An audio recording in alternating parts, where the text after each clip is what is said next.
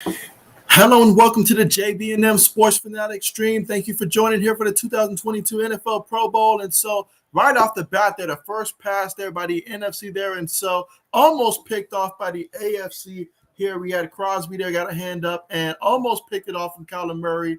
And that's going to be an incompletion right there.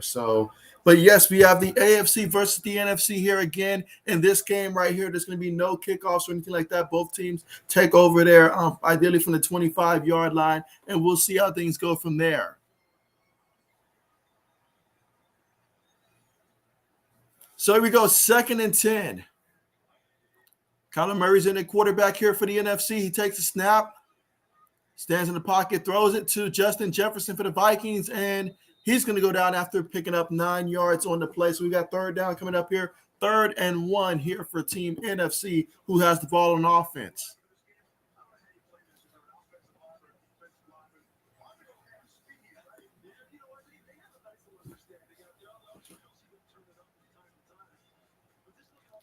All right, so they're going to line up in the shotgun here. We've got Dalvin Cook in the backfield as well.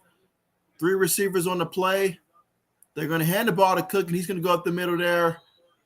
Picks up about a yard or 2 on the carry. So that's going to be a 1st down for the NFC.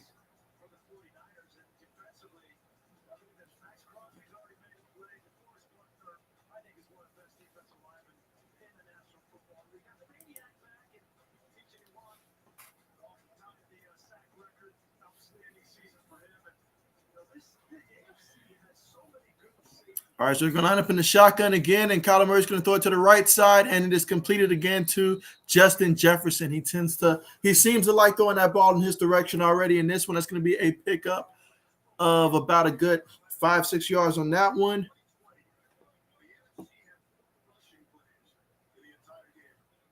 All right, here we go, guys. 2nd and 3 coming up here.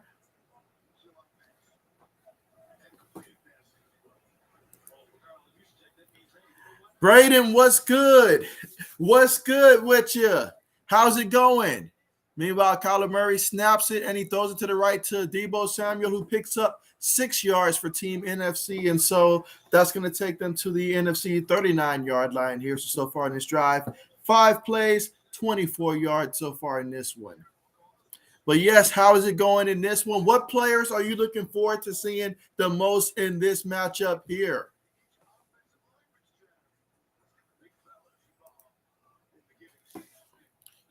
All right, so we got 1st down and 10 here for the Team NFC, and so Kyler Murray in a quarterback, Dalvin Cook in it running back here. Got a fullback, tight end, 3 receivers. Murray takes a snap, 1st and 10. He's looking, moves around, and he's going to throw. He throws a pick.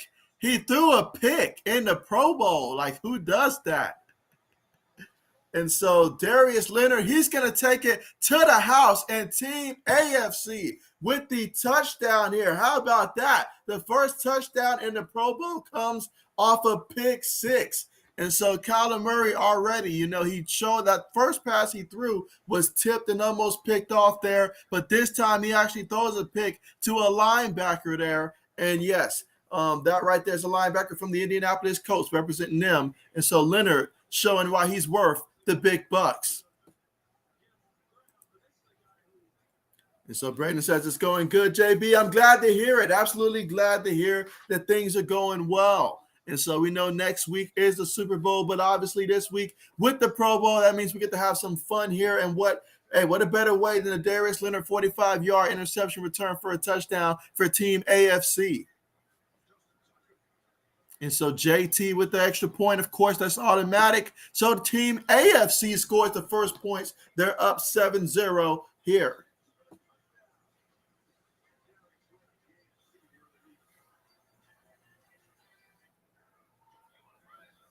But yeah, Braden, are you rooting for Team NFC to win this one? I imagine that you are because of the Packers and stuff like that. But certainly, I'm hoping that this game turns out to be a back and forth good game.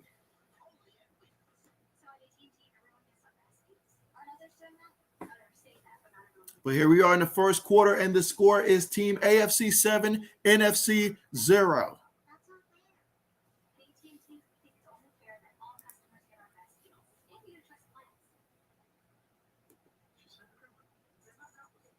And just to recap that drive right there, Kyler Murray, he went 3 of 5, 22 yards on that one.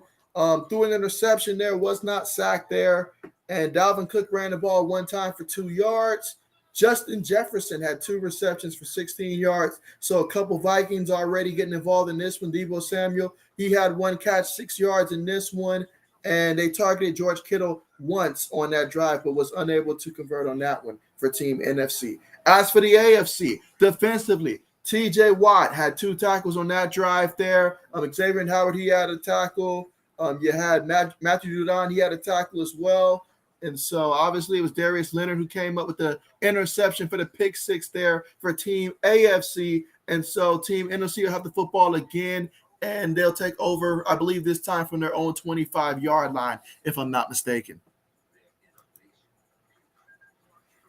Braden says, yeah, I'm going for the NFC, and so bet. Love it. You know I'm going for Team AFC here.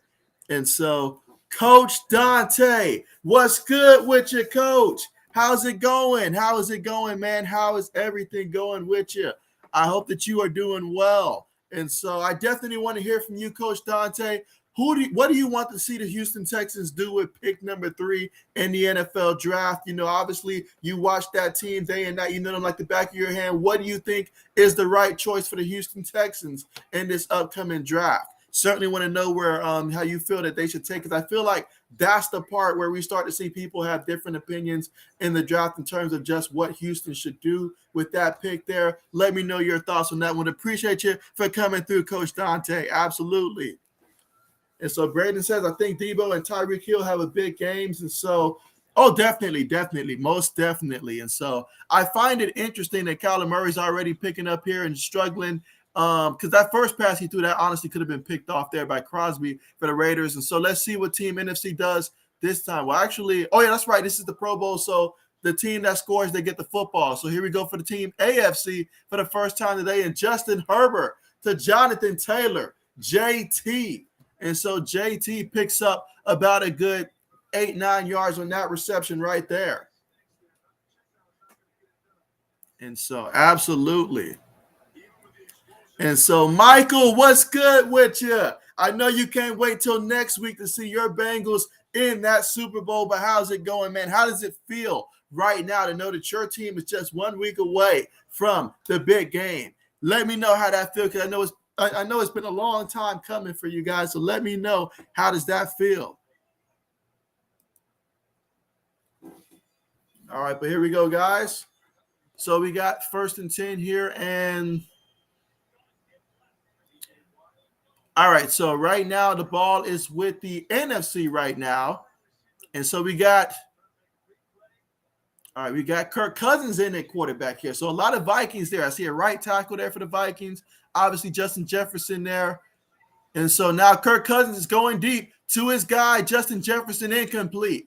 Great coverage on the play by Ward in the secondary. So let's see what Coach Dante has to say here. And so Coach Dante says, I think the right choice for the Houston Texans will be choose Kyle Hamilton, the safety out of Notre Dame. Very good, hard-hitting, very smart. I like that kid a lot. That kid can do some things at that safety position that it's been a while since I've seen a guy come out of the draft class that can do some of the things that he can do. That kid is going to be special. And if I'm Houston right there, for me, honestly, that choice is between him or it's between Evan Neal at the offensive tackle that can be that, he can be a force for this team for at least the next, I really think the next 15 years, honestly, and all that should he be healthy. So, but either one of those guys, I feel, is the right choice. Now, when you take a quarterback that gets kind of iffy there, I feel like right now you can get one of those 2 guys that for sure can come in and be a cornerstone of this franchise for years to come. So I'm right there with you, Coach Dante.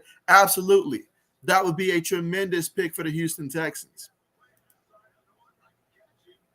And so let's see. Braden said, did you watch the Pro Bowl Skills Challenge, JB? I'm upset because I didn't even realize that it was coming on, so I had missed it when it was on. So I ended up missing that one. Meanwhile, Kirk Cousins to Deebo Samuels there, taking it all the way to the AFC 14-yard line, picking up 17 yards on the play that time here in the first quarter with 10 minutes and 25 seconds remaining. But, I ended up missing that one, Braden. I'm mad that I did miss that one, man. I don't know what's going on this week, miss. I missed a lot of stuff this week. Absolutely. That, the Senior Bowl, all that stuff. All right, here we go. This time I see Mike Evans down there. Cousins up under center. Snaps it. Play fake. Throws it. And it's caught there by the fullback from the San Francisco 49ers there for the touchdown. And so just like that, Team NFC gets on the board and they respond. So now it'll score 7-6, pinning the extra point. It'll be all tied up 7 apiece. So Team NFC, Kirk Cousins, drives them down there for the score. And so really quickly, just to recap what Kirk Cousins did on this drive. He was 3 of 4, 39 yards, 1 touchdown, and obviously no picks on this drive here. And so was not sacked at all. So they came out passing that time. Obviously, he looked in the direction of his boy Justin Jefferson, but it was Deebo Samuels that he was connecting with a whole bunch on this one. And let's see, Coach Dante says if Aiden Hutchinson or Thibodeaux is one of those guys that are still there, I'm taking one of them. Yeah, obviously those two, because you want to take – I feel like you want to take the best player that's on the board if you're the Houston Texans. That's really what you want to do. Draft the best guy on the board, and the right choice is someone that can get you a solid, ideally 15, hopefully more than that, 10, 15 years of solid Pro Bowl, play and stuff like that can come in and be a cornerstone to continue to build around. So I'm absolutely with that because Houston played extremely hard last year. So you go ahead, keep doing what you're doing, bringing in guys that are going to come in and compete. Absolutely. Absolutely. Braden says it's weird seeing our coaching staff coach Vikings players. And so isn't it weird? It feels weird for me to just say Team NFC, Team AFC, all of that. So absolutely. I'm right there with you, though. Right there with you. Let's see. Michael says they have a whole city that's excited about the Bengals. It's been decades. And so, hey, you guys have the opportunity to be the first team to beat a team in the Super Bowl technically in their home stadium, even though they're going to, for some reason, be seen as the road team here. But we all know the truth here, but you guys get a chance to be the first team to do something like that. But, man, am I looking forward to it for real. I am looking forward to it. Now, obviously, having a week off and stuff like that, we'll see how that impacts both teams as well, as we've seen some teams come out slow off after having a week off and stuff like that. But, hey, I'm excited for it. I'm looking forward to it for real. And so Braden says, hey, Michael, can't wait to see the Bengals play next week. Absolutely. And so, yeah, right now we're currently at the commercial, guys. But, hey, it's all good right now, NFC versus AFC. These guys, they've all had tremendous seasons this year, and that's why we voted them in there for the Pro Bowl, because these are all some special players, the best of the best. Obviously, you don't have Bengals or Rams players here because they're prepping for the Super Bowl, but outside of that, I mean, hey, absolutely fantastic to have these guys here. Absolutely.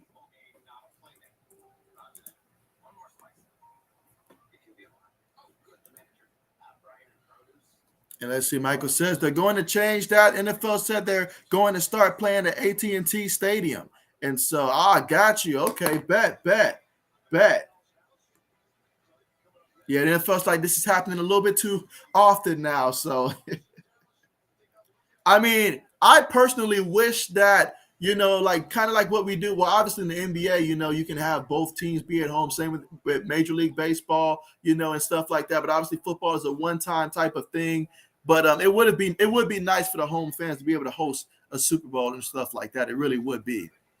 Meanwhile, Cousins takes a snap. He's looking. He moves, feels the pressure. He's going to go deep, and he is picked off there. So he is picked off. Let's see if he takes it all the way. And so, they're going to toss it back there. And so, before going out of bounds. So, all right, so Moore just went out of bounds on that one there. But, hey, that's a 44-yard return on the interception. So, Kirk Cousins throws his first pick of the day. And now let's take a look at the AFC coming out here.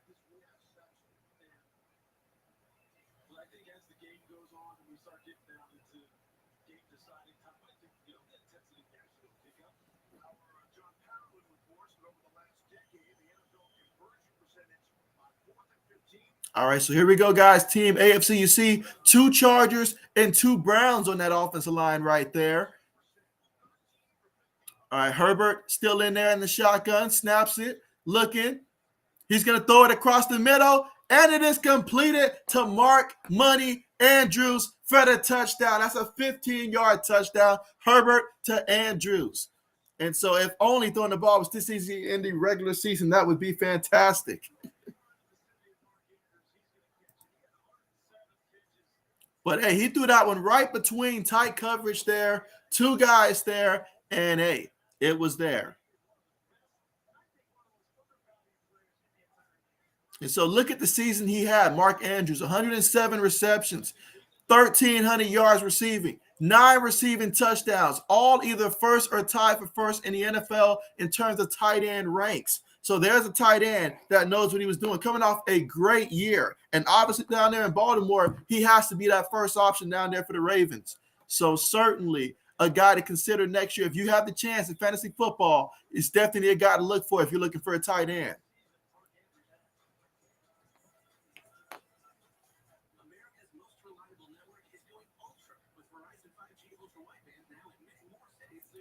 So let's see. All right, and so just since we're at the commercial right now, one of the players that is at the Pro Bowl right now, Kirk Cousins, I'll go ahead and just recap what he was able to do this past season. So he started 16 games, for the Vikings, suited up for 16, started 16. Obviously, he missed the one, I believe, due to the COVID and stuff like that. But, yeah, he actually, when it came to his stats real quick, passing-wise, so he had 33 touchdowns to 7 interceptions, about 66% completion percentage.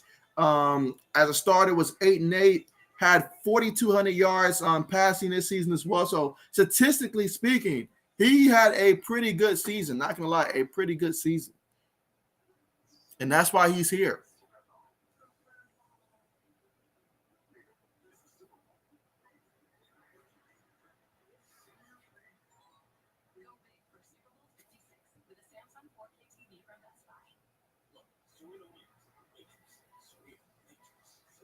But yeah, you guys let me know, who do you think is going to end up being the game MVP when it's all said and done? Who's going to be our game MVP?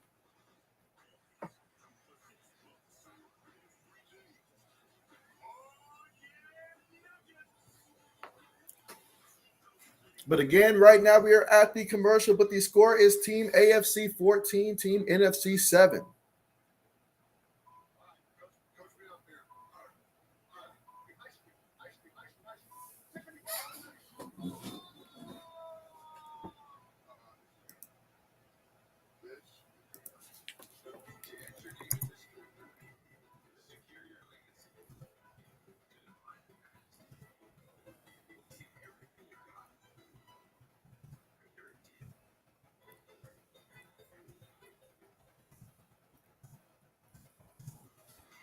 All right, so we are returning here to the action. All right, so here's the question that I will pose for you guys here. Which player in the upcoming 2022 NFL draft class do you guys think is going to be the best player in the draft class when it's all said and done, when we're looking back, regardless of position? If you want to say for a particular position as well, go ahead and state that also. But which player do you think is going to be the best when it's all said and done? Now, obviously, being the best player right now and being picked first is not guaranteed that you'll be the best player when it's all said and done. But who do you guys think is going to be the best player when it's all said and done? Meanwhile, you have Mahomes going deep for Travis Kelce, incomplete. Underthrew him on that one, incomplete.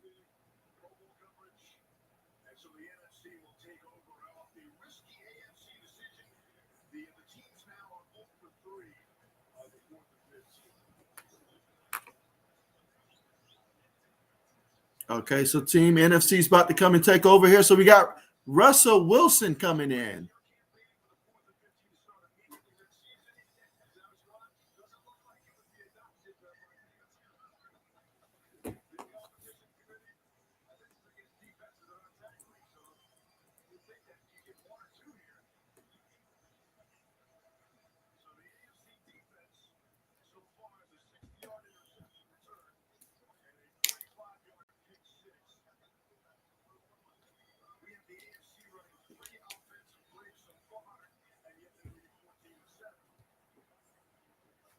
All right, so here we go. We've got Russell Wilson in here at the shotgun. James Conner in it running back. Russ takes a snap, looks, throws it to Conner off the left side, and yeah, that's going to be a stop there after picking up 2 yards. Landry on the tackle. Got 2nd and 8 coming up. Again, the score is team AFC 14, team NFC 7.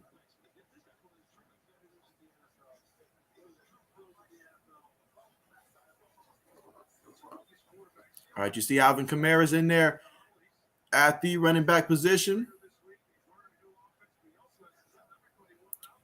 Russell Wilson takes a snap out the shotgun, looking, has time, throws it, and it is caught before they wrap him up.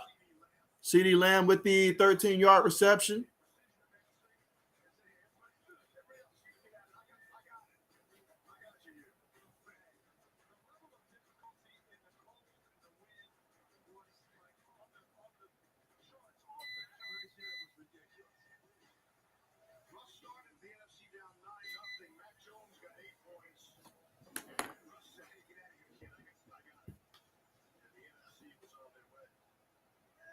All right, so here goes Russell Wilson. Near needs 10 yards for a touchdown. Takes the snap. Russell Wilson looking, throws, incomplete. He was intending for Grant Sr., but it was Simmons there with the stop, the Tennessee Titan defender.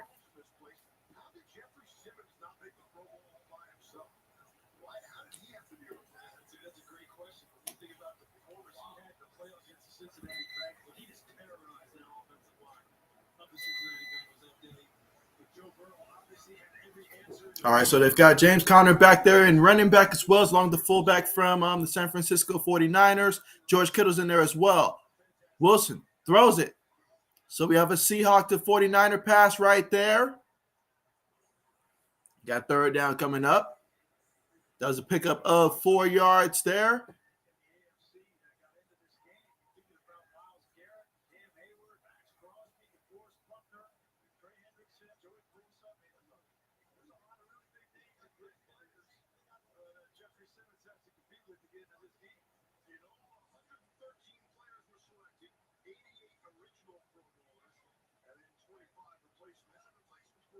All right, so here we go. 3rd and goal. Out of the shotgun, 3 receivers. Russell Wilson has it. Russell's looking. And Justin Jefferson with the drop there. Tight coverage, though, but Jefferson probably could have caught that one, but it's incomplete. So 4th down coming up here. 4th down coming up here in the first quarter. 5 minutes and 57 seconds left to go in the first.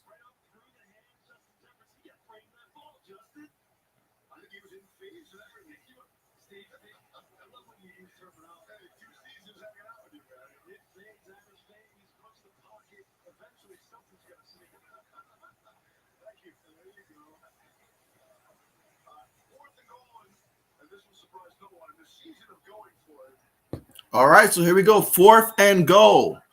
Will they get it on 4th down here? They just need 6 yards to get into the end zone. And team AFC is going to call a timeout.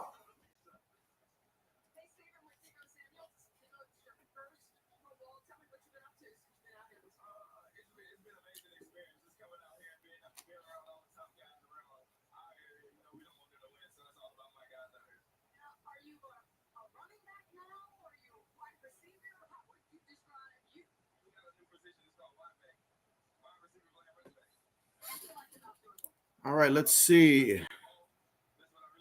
Braden says, do you think Russell Wilson gets traded? I don't think that they're going to trade Russell Wilson right now. I feel like at one point I thought that there was a possibility, but I feel like they're probably just going to hold on to him right there. I mean, it's hard to get a franchise quarterback, especially when you think about who you're going to get in from there. I think they give it one more shot with him and Pete Carroll and see if they can try to find a way to get back to the top of the division. That's what I think they're going to do. And so that pass right there picked off by none other than J.C. Jackson. That's right, the New England Patriot guy, the cornerback that everybody's going to be watching. If you need a cornerback, this guy has a nose for the football. No one gets more interceptions than this guy does, and that's a perfect example right there for a man who's getting lined up to make a very nice payday pretty soon. Whatever team he ends up with, whether he stays with the Patriots or not, this guy, he gets interceptions. He had 8 interceptions this season.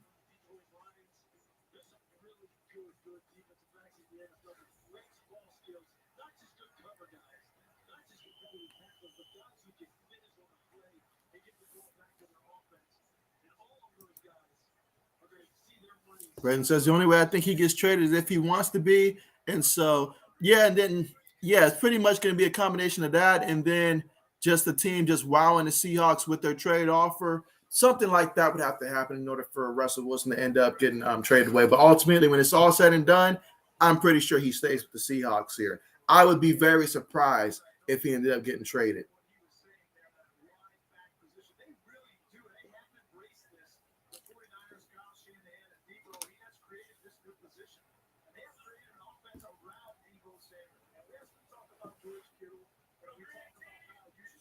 All right, so after that 2-yard pickup there, we've got Mahomes looking, throws it across the middle. Ooh, how about that? A Chief to a Raider connection there. So we have Mahomes throwing it to Hunter Renfrow for about a good 15 yards on the play. I mean, look at those yards from Deebo Samuel. 1,400 yards receiving, almost 400 yards when it comes to rushing the football. I mean, talk about an impact player, someone that can come in there and really just there's so much you have to game plan for a guy like Deebo Samuel, whether we're talking about his route running, his speed, or just his ability, his ball carrier vision, all that stuff comes into play. Meanwhile, Nick Chubb there with the reception, picked up about a good 6 yards on that play.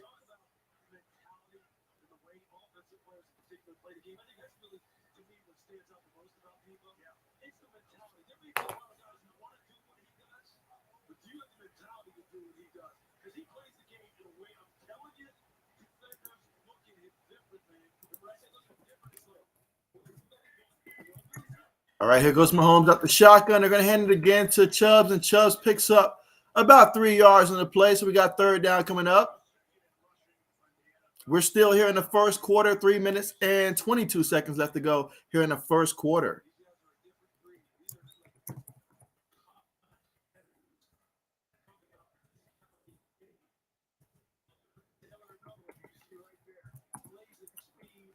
All right, so the next question I'm going to phrase up here is which team was the biggest disappointment I put 2022, meant 2021 season.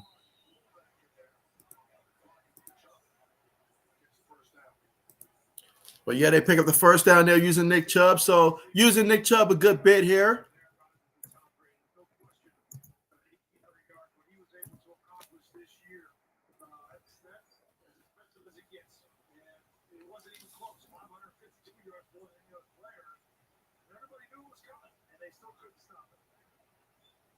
All right, so they're going to line up in a shotgun here.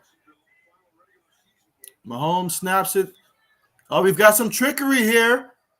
And so Diggs, he has time. He's moving. He throws it, and it is going to be caught there. So all of that for a pickup of about a good 15 yards on the play. So we have Stephon Diggs there on the end around, pick it up, and he threw the pass there, completed it to Mark Andrews for 15 yards there, and a first down for Team AFC.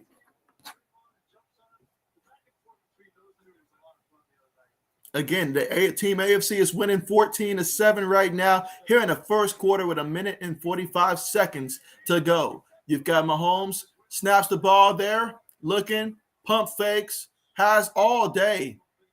And he's going to go deep to the right side and throw this one away. Live to see another down here.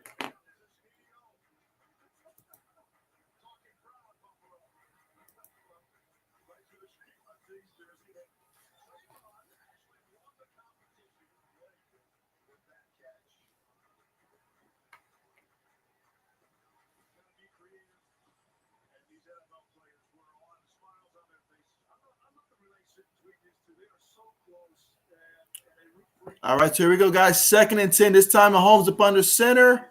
Gonna hand it to Najee Harris there, representing the Pittsburgh Steelers off the left side there. And Najee Harris gets just about back to the line of scrimmage. 3rd down coming up. Actually lost about a yard on the play, yard or two.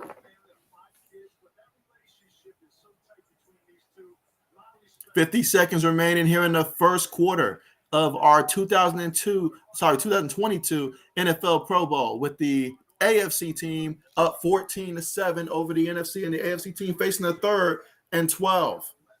Mahomes snaps the ball. He's looking, throws it to the right side, and incomplete. That would have been a tough catch there by Stephon Diggs, but incomplete.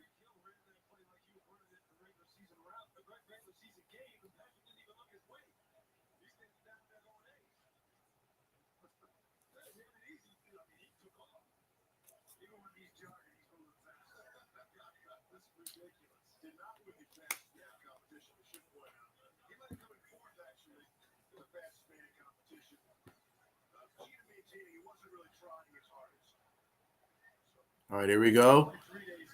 3 receivers, a tight end. Mahomes is looking, has time, steps up, throws it to the right side, picked off, threw it right to Winfield Jr. for the Buccaneers. He's running, and he's about to take it all the way to the house for a pick 6, this time for Team NFC, to get ready to tie this up pending the extra point.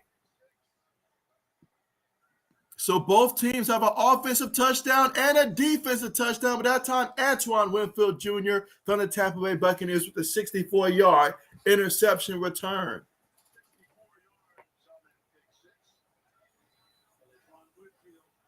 That time the ball was just off the mark there, and the defensive back took it.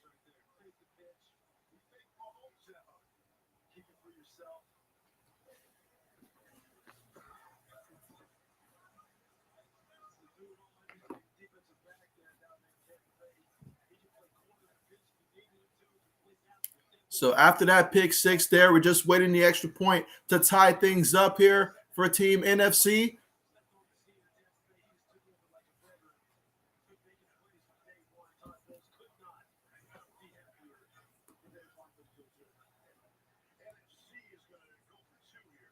All right, so Team NFC has decided they want to go for 2. They want to go for the lead. And so let's see if they're going to get it. Kirk Cousins in at quarterback here. Dalvin Cook as well. Snaps the ball, looking, throws it to the left side, incomplete. J.C. Jackson in coverage against Mike Evans. That's incomplete. So at the end of the first quarter, Team AFC with a 1-point lead, 14-13 here against Team NFC. And so let's just recap how things have played out so far in this one. So for Team NFC, Kyler Murray so far, he was 3 of 5, 22 yards. He threw the first pick 6 there for Team NFC. And then Kirk Cousins came in. He was 3 of 5 as well, 39 yards. He threw a touchdown and an interception. Russell Wilson, 3 of 6, 19 yards and an interception. So all 3 quarterbacks for Team NFC has thrown a pick. Now for Team AFC, Justin Herbert, he was 2 of 2, 29 yards and a touchdown. Patrick Mahomes, 2 of 6, 21 yards, threw an interception, that pick 6 on that drive right there. And they even had Stephon Diggs throw a pass as well for 15 yards, his only pass attempt in this one. On the ground, Dalvin Cook, 1 carry, 2 yards. And for Team NFC, Nick Chubb's 3 carries, 8 yards. And Najee Harris had a carry for -2 yards so far in this one. And so speaking of Najee Harris and the Steelers, Carmichael, what's good with you? What's good with you? How's it going? Appreciate you for joining the stream here for Team AFC versus Team NFC. I'm assuming that you're rocking Team AFC in this one to rep your Steelers as well in this one. So definitely appreciate you for coming through. But how are you doing? And again, right now we are at the commercial currently, but the score is Team AFC 14, Team NFC 13 here at the end of the first quarter.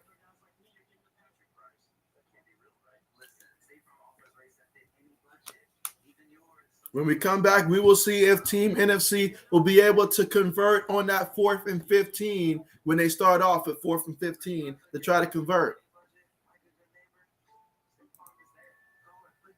Let's see. Carmichael says, I'm doing good. Yeah, I'm doing fantastic. Appreciate you for asking. I'm definitely ready for that Super Bowl next week. And you say, yes, I am Team AFC. Bet.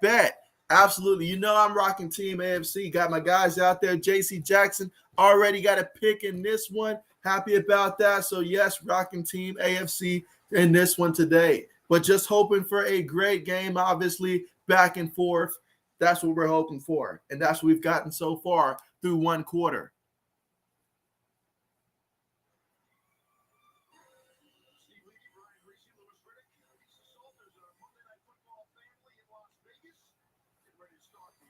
All right, getting ready for the start of the second quarter here. All right, so Kirk Cousins still in there at quarterback. Going to try to convert this 4th and 15. Snaps the ball. Cousins throws it. And, oh, what a strip. Well, it may go down as an interception here, but either way, Myles Garrett takes it in. And so we have ourselves a touchdown for Team AFC. How about this, guys? The defense is in this one. Who says the Pro Bowl doesn't have defense? Defenses are out here scoring in bunches today. How about that? Whether it counts as a fumble or an interception, it matters not because that ball never hit the ground. But Myles Garrett took it the rest of the way.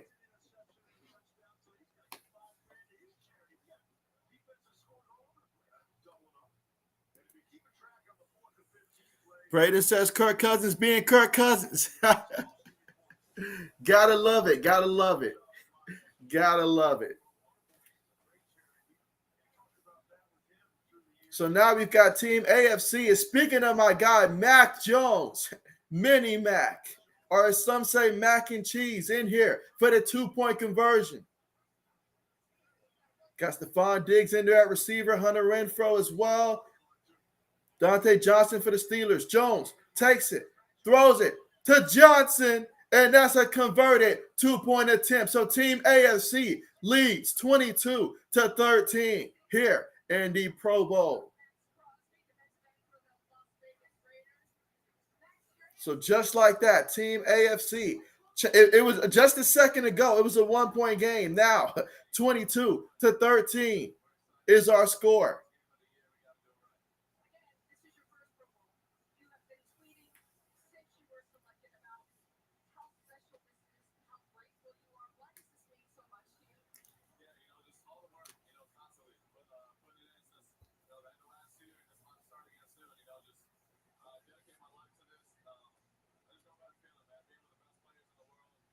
So our score is 22-13 with Team AFC coming out here leading 22-13.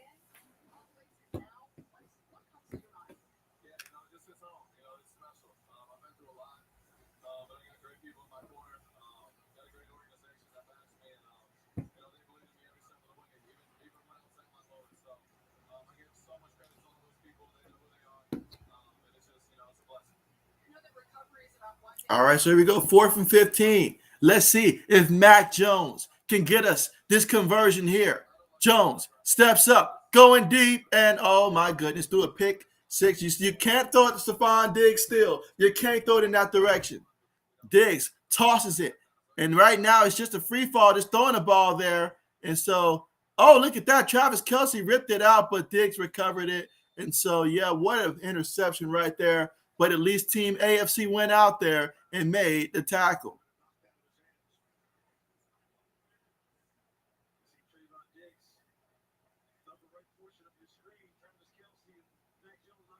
Yeah, Travis Kelce and Mac Jones were not remotely close on the same page on that one.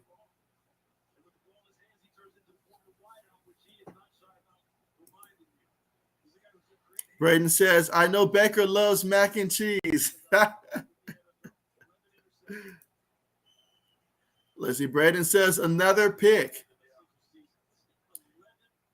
And you say the quarterbacks are playing terrible. Yeah, I get that we're all out here, going half speed. It seems like a Thursday walkthrough in high school practice, but there's no excuse for that. I'd rather see the receivers throw the ball now. Speaking of which, Justin Jefferson was looking. There was nothing there, so he took off and he scrambled there, picked up about 7 yards on the play. That's right, I said scramble, guys, because he was going to have the option to throw the ball there for the trick play, but he opted to scramble. So far in this one, NFC 4 turnovers, AFC 2 turnovers. Like, guys, this is the Pro Bowl. We want to see the best of the best. Go out there and let's play. Braden says, let Debo play quarterback. You know what? He does everything else. Why not? Meanwhile, Kyler Murray's back in. He throws it to CeeDee Lamb. Some call him the chosen one. And so CeeDee Lamb gets the first down there for Team NFC. So here we go.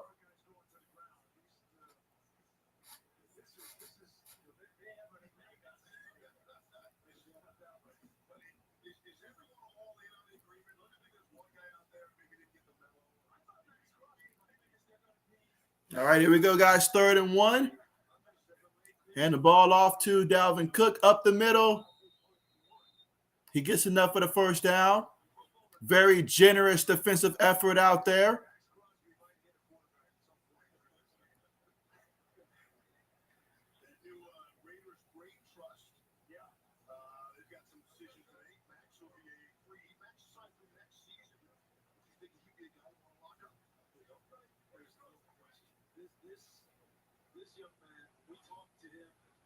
All right, guys, so here we go. 1st and 10 here. Kyler Murray in the shotgun, snaps it. And, he's deflected again once again by Crosby. This is the second time that Crosby has got a hand up against Kyler Murray. So Kyler Murray should be glad this guy is not in his division.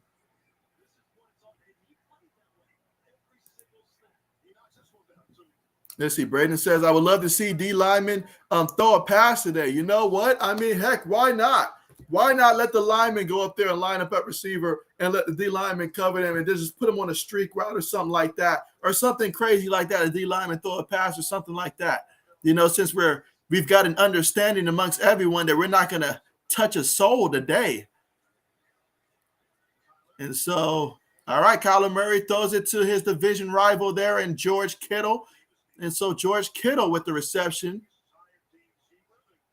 Picked up 4 yards, taking it all the way to the AFC 19-yard line. Got 3rd down coming up.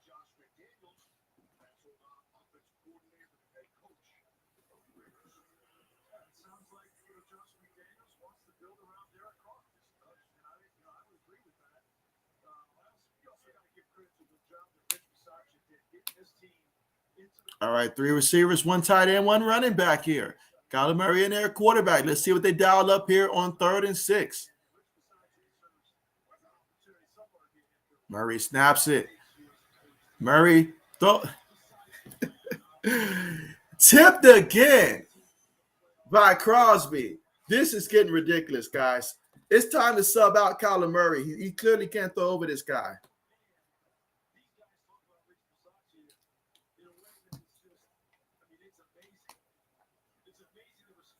I mean, Crosby, he's just a one-man show right now defensively on that defensive line. All right, we got 4th and 6 here. Murray takes it. Murray has time this time. He's looking, stays in the pocket, but he's moving around. Feels Crosby on his trail, throws it up there in the end zone, and Mike Evans with the catch. How about that? He took it over that defensive player right there. Kyler Murray threw it up there, and his guy went and got it.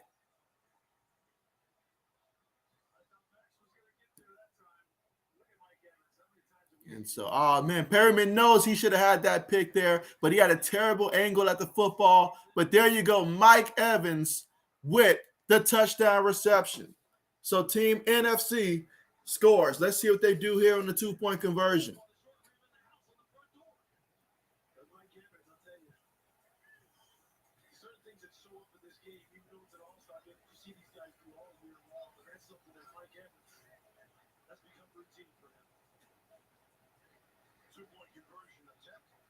All right, so here we go, guys. 2-point conversion. Kyler Murray in the shotgun. Snaps it. Looking. throws it. And it's caught by CeeDee Lamb. So the 2-point conversion for Team NFC is good. So the score, AFC 22, NFC 21 here in the second quarter, 10 minutes and 41 seconds remaining.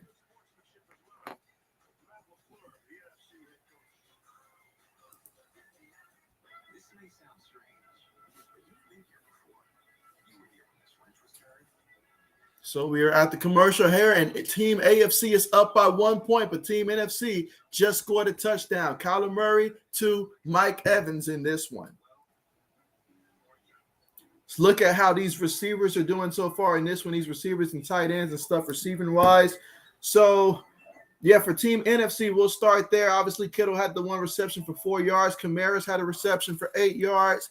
Deebo Samuel, 2 catches, 23 yards. Justin Jefferson, 16 yards and 2 catches as well. CeeDee Lamb, 15 yards and 2 catches. And Mike Evans, his catch was that 19-yard touchdown reception we just witnessed. And for the Team AFC, Mark Andrews, 2 catches, 30 yards. Hunter Renfrow, a catch of 15 yards. Nick Chubb's a reception, 6 yards. And Jonathan Taylor, a catch for 14 yards in this one.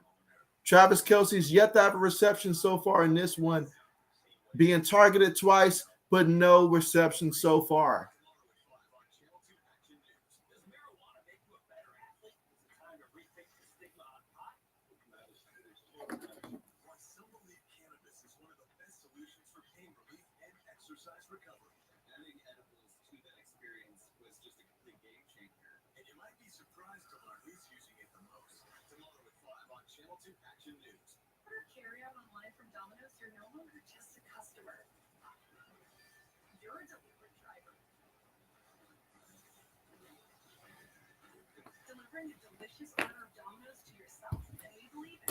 Yeah, but again, right now we're currently at the commercial, and yes, the score is Team AFC 22, Team NFC 21 so far in this one. We've seen a great amount of defensive scores here on both sides, honestly.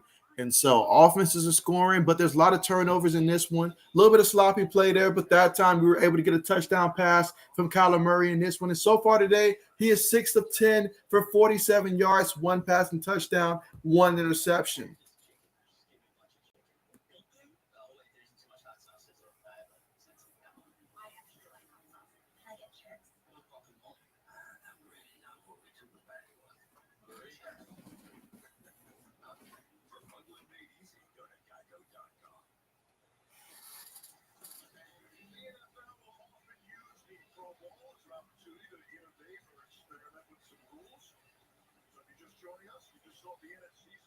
All right, so after that touchdown here, 4th and 15, they're going to have Russell Wilson here, takes the snap. And, he almost threw an interception there to Howard, but Howard dropped that one. So it's just an incompletion there, and it will be the AFC football now.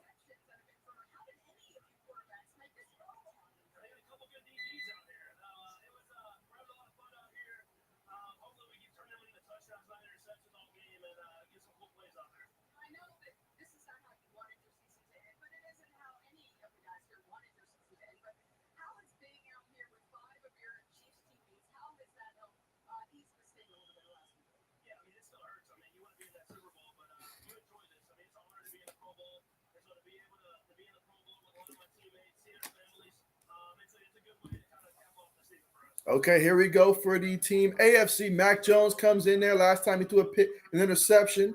He throws it to Jonathan Taylor out the backfield, and that's going to be a pickup of 4 yards on the play. So now we got 2nd and 6 coming up here for Team AFC. Again, Mac Jones, had one heck of a rookie year. It's pretty solid rookie year. First year coming in there. Did better than any of the other rookie quarterbacks did all season long. And so, yeah, if the Patriots can find a way to get some weapons for him, I expect a big leap for him in year 2. But it's nice for him to get some experience here in the Pro Bowl amongst with these great players. Jones up under center here, snaps it. Gonna hand it to Jonathan Taylor off the left side. And so JT picks up about a good 6 yards and a first down here for Team AFC, depending where they spot it.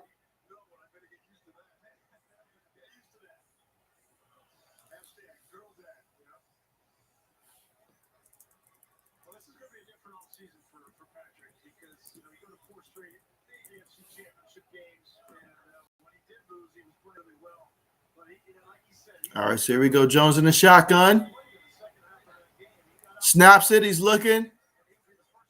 Jones throws it too high, incomplete. I see where he was trying to throw it, but too high for the intended. Mark Andrews on the play. We got second down coming up.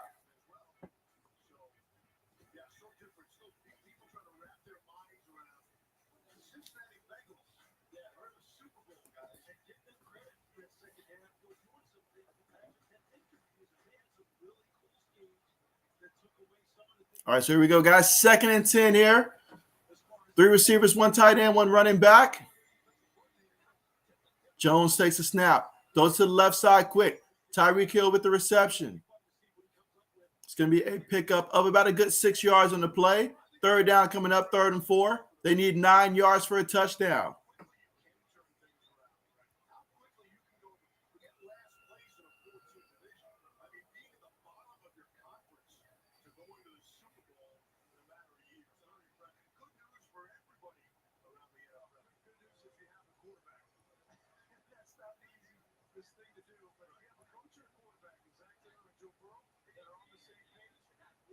All right, Jones takes a snap here. Jones looking, steps up. Now he steps back. Now he's going to just chunk it up there. And, ooh, was that a catch? All right, so they're saying incomplete. He was throwing to Stephon Diggs, but it's incomplete. So we got 4th down coming up, guys. 4th down coming up here. Let's see the replay. Oh, just out of bounds there. Diggs' second foot came out of bounds there, but that was close. That was close.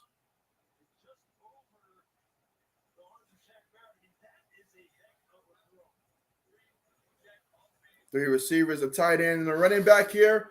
4th and 4.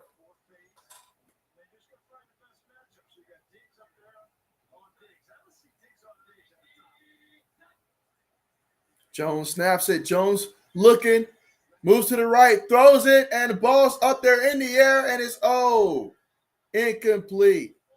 Diggs saw the ball in the air. He tried to adjust to it, but was unable to, so it's incomplete. So Team NFC comes up here with the stop defensively.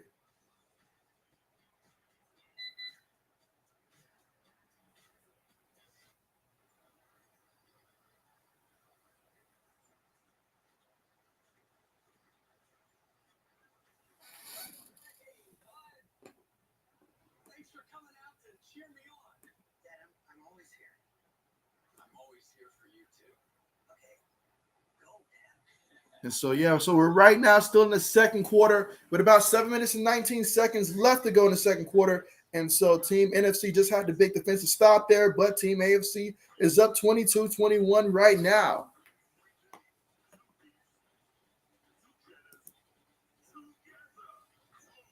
And so Braden says your Pat should try to draft John Mechie. He was with Mac Jones back there at the Bama days. And so, yeah, absolutely. I mean, I did personally think about that as well. You know, I was like, it worked out so well for these young quarterbacks. You know, last year getting a guy that obviously comes in with a lot of talent, that has that chemistry and stuff. But if I know Bill Belichick and stuff, I don't think Bill Belichick will follow that necessarily route. He's going to draft the best receiver that he sees on the board, and whoever is going to be there on the board whenever we pick. Assuming he does take the route of drafting a receiver. If I know Bill, what he really wants to do is he wants to take one of those linebackers. That's what he really wants to do. What he might do is draft that cornerback, Andrew Booth Jr. from Clemson, if he's still on the clock.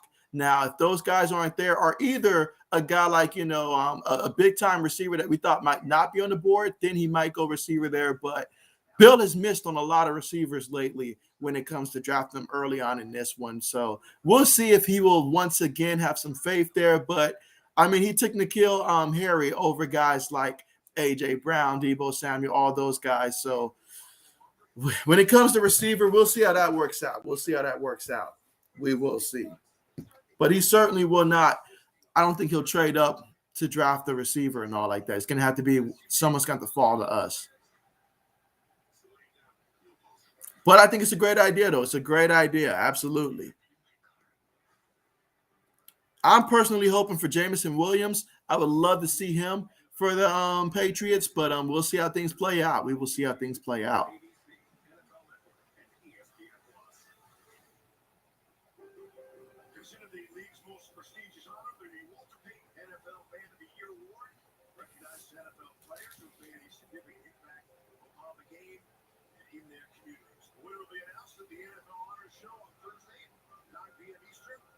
Here on ABC, ESPN Plus, and the NFL Network, we have 8 nominees in our game here today. 8 nominees, all up for the most prestigious honor in the NFL. All right, so here we go. Team NFC trying to see 1st and 10. Russ play fakes, bootlegs to the left, gonna throw it, and so intercepted. And so Derwin James there from the Chargers picked them off there. And so yet another turnover here in the Pro Bowl. This is why you can't play half speed, I guess. It just doesn't work out.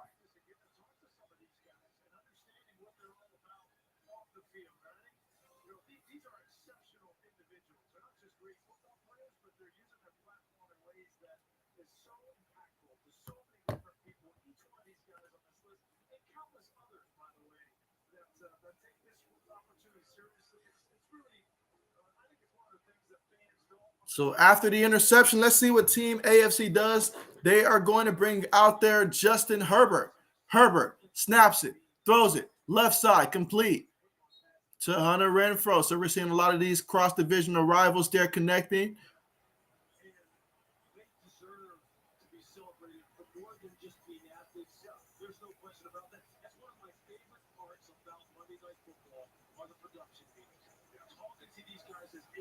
Again, the score right now is AFC 22, NFC 21 here in the second quarter, 6 minutes and 40 seconds remaining.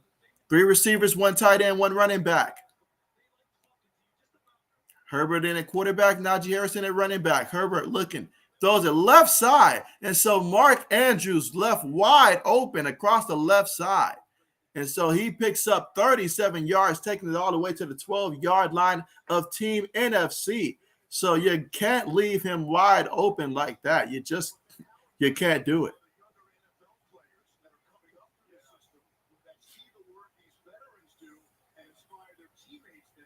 Got Stephon Gilmore back there in coverage.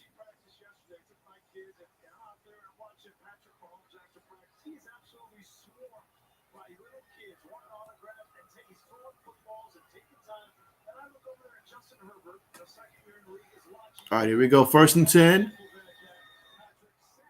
And so they're going to toss it there to Najee Harris off the left side. And Harris picks up about 5 yards on the play. So we got 2nd and 5 coming up. 2nd and 5 at the NFC 7-yard line.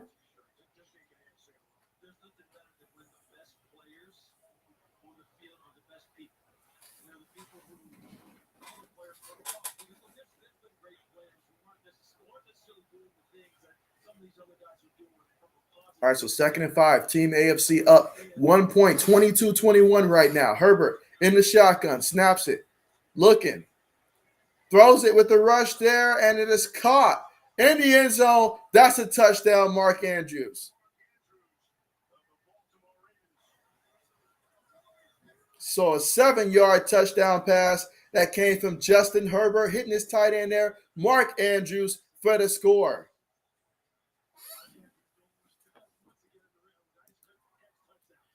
Braden says finally a good throw by a quarterback. And so, hey, Justin Herbert, he's the only quarterback out here really that has not thrown an interception, that's throwing a pass so far in this one. He's 5 of 5, 77 yards, 2 touchdowns, no interceptions. Justin Herbert came to play today. He's not happy with how his season ended, so he came to play. All right, here we go. Herbert, will they get the 2-point attempt? They hand the ball there to Najee Harris. He stopped. He shut down. Yeah, he shut down. So the 2-point conversion failed. So Team AFC is up by 7 points, 28-21.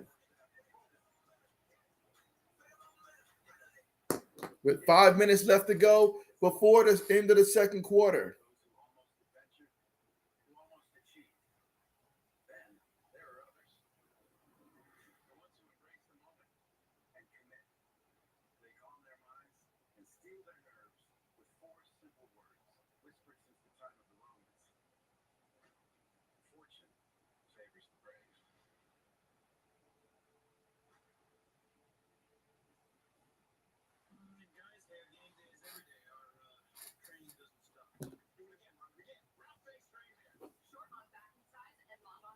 So, yeah, that time we got an offensive touchdown there. It came from Justin Herbert. Justin Herbert so far has not thrown an incompletion there and is the only quarterback that has played so far that has not turned the ball over.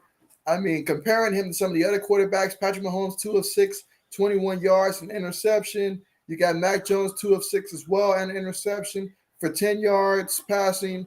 You've got Kyler Murray, he's 6 of 10, 47 yards, 1 touchdown, 1 interception. Kirk Cousins, 3 of 5, 39 yards, 1 touchdown, 1 interception. And you've got Russell Wilson, 3 of 8, 19 yards, 0 touchdowns, 2 interceptions. So definitely Justin Herbert so far, by far, the only quarterback that's looking like throughout this entire game that he's definitely a Pro Bowl quarterback.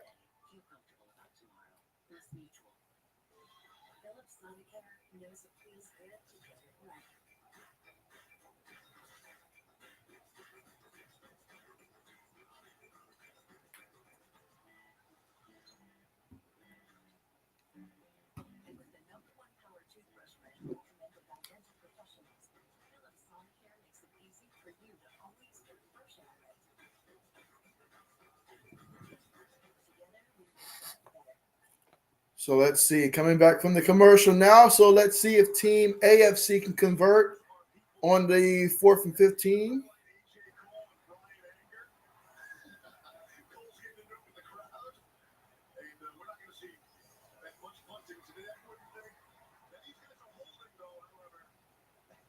All right, so here we go. Justin Herbert, 4th and 15 here. Let's see if he can convert here for his team AFC here. Nobody has converted yet. Herbert throws it up there, and it is incomplete. His first incompletion of the game there. So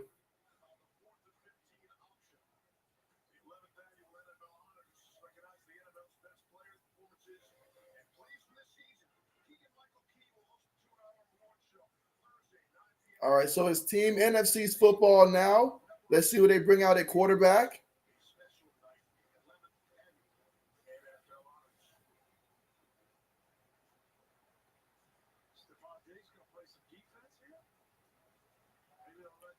Oh, wow. So they're going to let Stephon Diggs go out there and play some defensive back out here?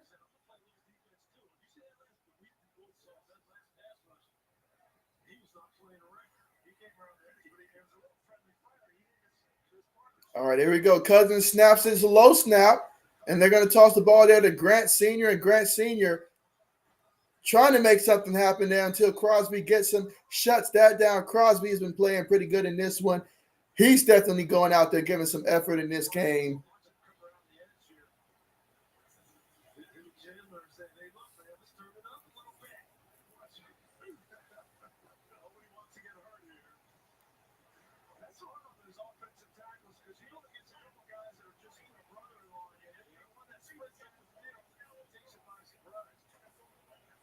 All right, here we go, guys. 2nd and 19 coming up. After that play, lost 9 yards in the play.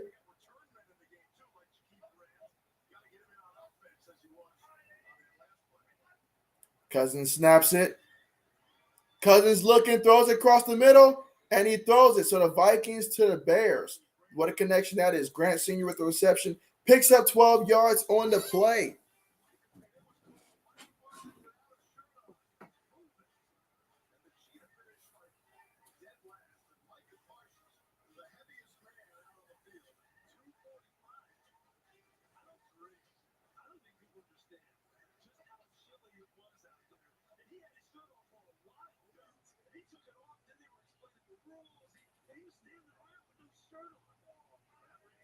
All right, here we go, guys. 3rd and 7. He does have Justin Jefferson in the play. Let's see if he targets him here. And he does exactly that. And he picks up 8 yards there, taking it all the way to the AFC 14-yard line. So now we got a first down for Team NFC. And so NFC is going to put in Trevon Diggs here to play on offense. So now we're starting to see some guys go back and forth here and play different positions.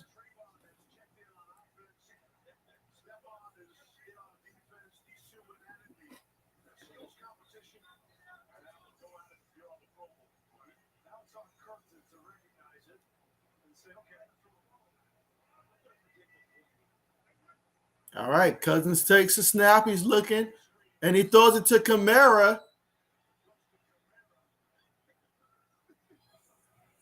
I mean, we're not even getting two hands on guys at this point. We're just reaching out and touching someone at this point.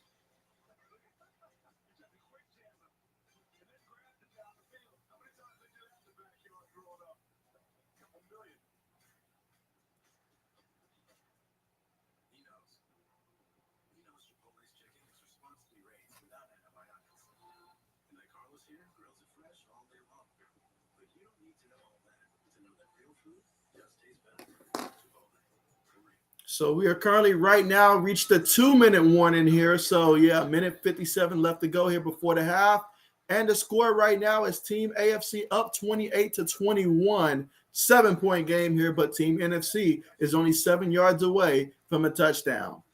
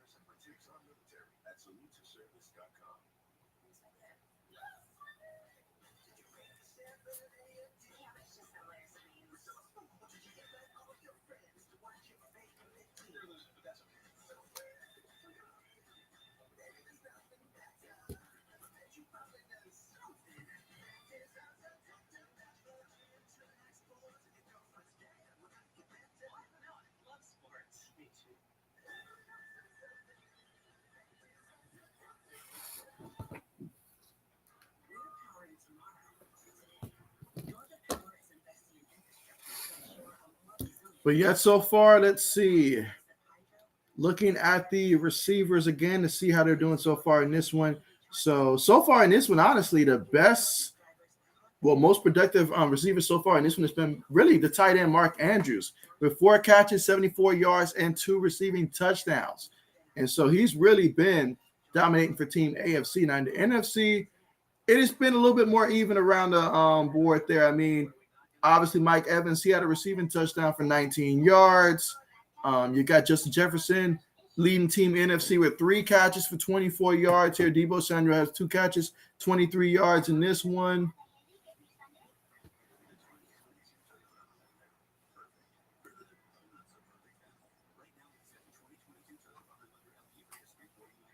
Not too much going on in the run game in this one, honestly.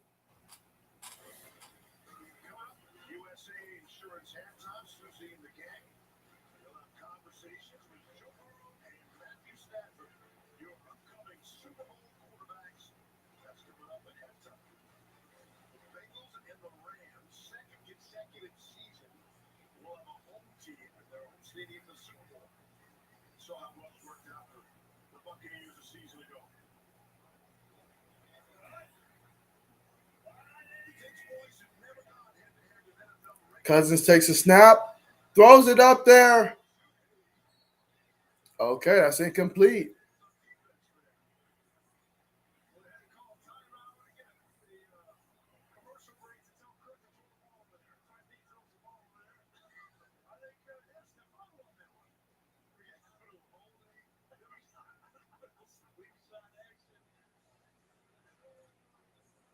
All right, so 3rd and 3 coming up after that incompletion there. Had the two brothers going at it.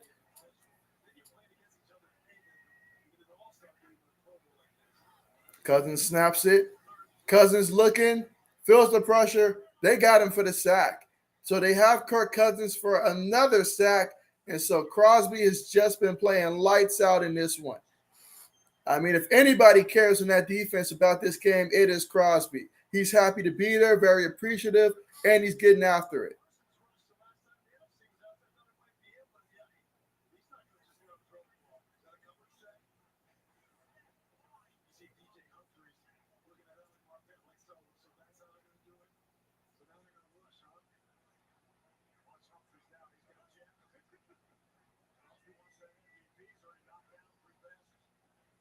So now we've got him going for it on fourth down. Kirk Cousins moving, throws it to the right side. Incomplete. Intended for Justin Jefferson, but J.C. Jackson in coverage. And that's an incompletion. The ball's going back to Team AFC. A minute, 2 seconds left to go. Team AFC with one timeout, but they lead currently by 7 points, 28-21.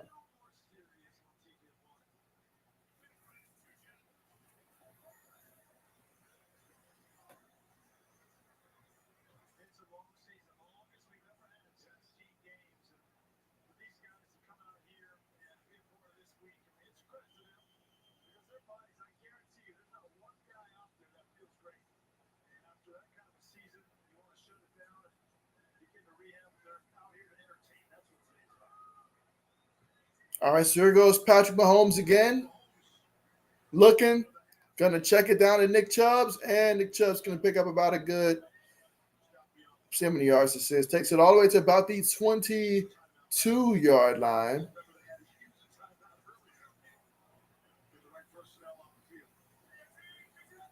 Mahomes snaps it again, looking, feels the pressure that time, had to throw it away. Yeah, he had to throw that one away. That time, the defense brought some pressure on Mahomes, so he had to throw the ball there.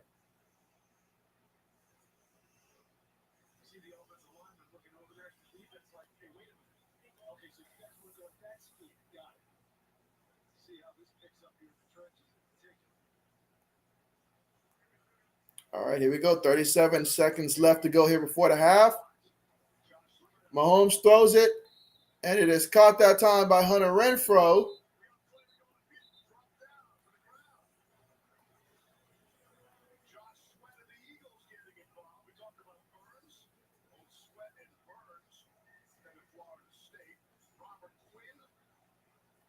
Have a timeout here by Team AFC.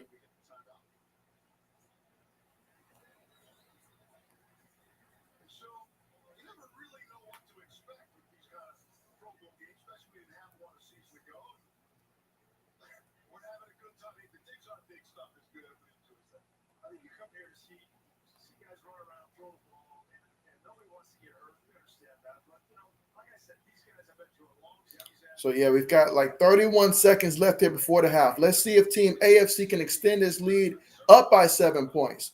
Mahomes snaps it, throws it, caught by Nick Chubbs, and they got him by his T-shirt. Mahomes is looking to clock this one.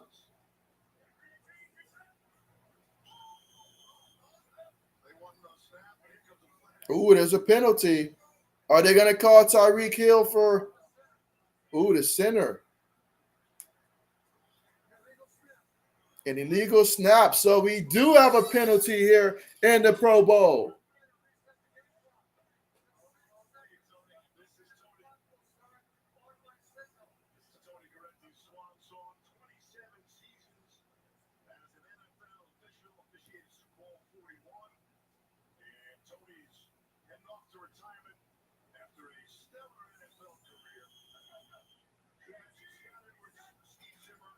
And so now Mahomes takes a snap here. This will be the last play, barring a penalty. And so Micah Parsons gets to Mahomes. That's a stop right there. It's going to go down as a sack. And so here we are at the half. Team AFC up by 7, 28-21 in this one. And so we've got halftime coming up. Expect the second half to have a lot more intensity than what we saw in the first half here. But hey, these guys are just out there having fun right now. That's what it's about.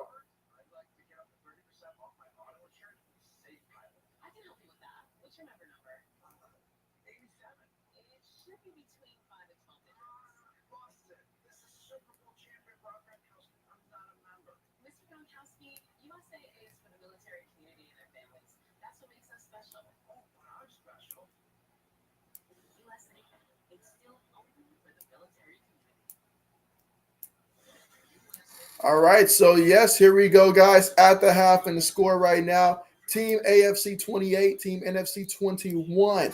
And so, yeah, just to recap what took place so far here we'll start with the quarterbacks first. NFC, Kyler Murray, 6 of 10, 47 yards, 1 touchdown, 1 interception. Kirk Cousins, 6 of 10, 66 yards, 1 touchdown, 1 interception. He's been sacked twice in this one, more than any other quarterback so far in this one.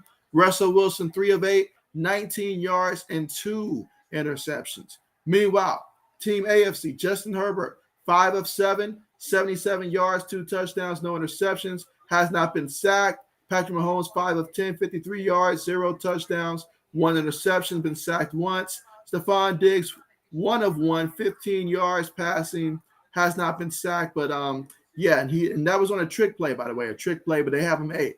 He's out there playing cornerback, so he's doing some different stuff here. That's nice to see.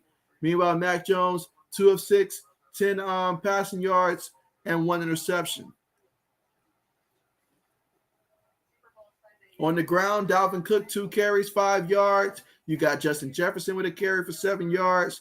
Jakeem Grant Sr., he's got 1 carry, lost 9 yards in that carry. Meanwhile, for the AFC, Nick Chubb's 3 carries, 8 yards. Najee Harris, 2 carries, 3 yards. And Jonathan Taylor, 1 carry for 6 yards.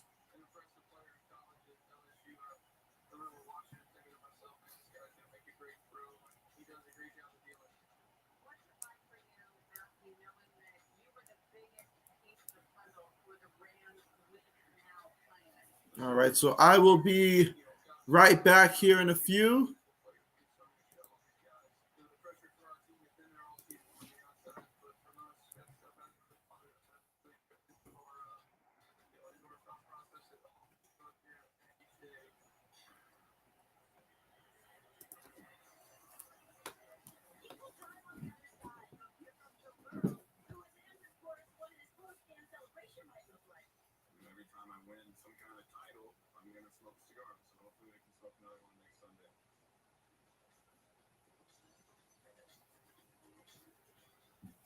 Watching the USAA Insurance Halftime Show. Insurance for the military community. USAA, an official insurance sponsor of the NFL. Hey, USAA, it's Rocky again, and I'm here with my man Frank. Frank, say hi. Hi. Frank was in the Army, and he's been enjoying that award-winning USAA service for like 10 years. Anyway, he's in. Frank, don't you love me, man? Sure, Brian. And don't you think I deserve a USAA membership? They deserve? Are your parents members? No. Then no. I love that for the military community. Right. That's not the line. USAA. It's still only for the military community. What if this isn't just a statement? What if it's actually a data source that can shape the future of football to help keep players healthy, safer, and reduce injuries? This is the moment we change it all. The NFL Services is using artificial intelligence to create a digital athlete, an injury prevention and prediction tool, running any play from any age, in any condition. We're talking infinite simulations, because striving to make the game safer is no longer a play. But what's next? In Las Vegas, it is always on. Showtime to go time, to play that back in slow-mo time. It's 5 square miles of dead stuff, heart racing, pulse pounding, here at your prep time. So if you're ready for the spotlight, come ready to play. Because there's only one place. You are never on the sidelines. Las Vegas, the greatest arena on earth. NFL Countdown has you covered on Super Bowl Sunday, live from the Disneyland Resort and SoFi Stadium. Let's go! Let's go! So they square off with a Lombardi on the line, one-on-one with Matthew Stafford and Joe Burrow. We've proven that we're in a really good team for years to come. It's an amazing guy. You know, this is something we bring up here. Looks good. Plus, Super Bowl champion John Still enjoys the best special guest analyst. Kick off your Super Bowl Sunday with Countdown, 10 a.m. Eastern on ESPN. Welcome back to the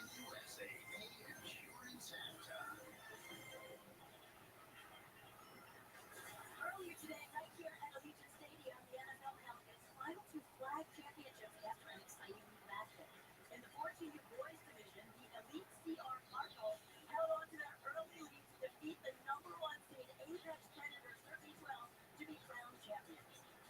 And in the 17-year World Championship game, Panama White took home the title winning 6-0 over the Texas Fury, thanks to a touchdown catch from Anthony Castillo. Congratulations to all the kids. And now, let's talk about the driving force behind the Bengals' surprising run to the Super Bowl. Quite simply, a sophomore quarterback, Joe Burrow. It's amazing how one player can change the outlook of an entire franchise. Here he is with Jeff Robertson.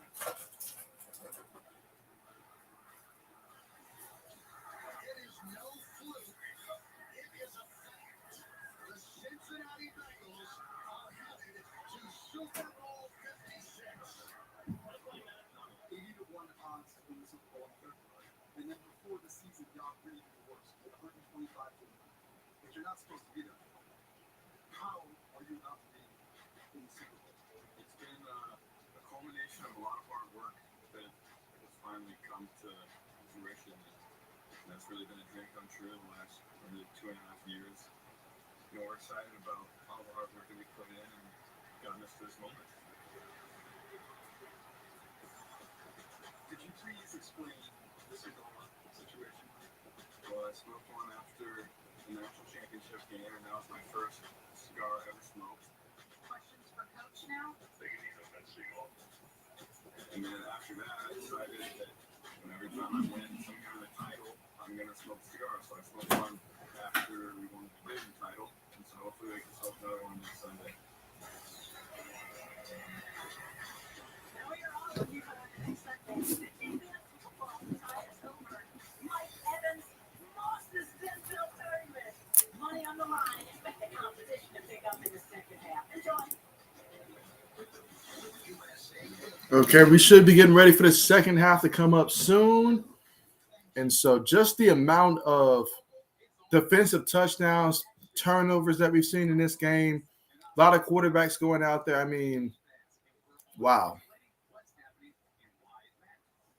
I mean, some of the good stuff, we got to see a guy like, Stephon Diggs go out there play, not just receiver, see him play some defensive back as well. Same with his brother Trevon Diggs as well, Trayvon Diggs. And so for him to go out there and just for those two guys to show that they can play both sides of the ball, that was fun to see as well. We got to also witness when it came to some of the receivers throw some passes, a guy like Stephon Diggs as well, throwing that pass for 15 yards there. Some trickery and stuff like that. That's what you tune into the Pro Bowl to see, stuff like that. So Crosby getting after it, that's been fun to watch.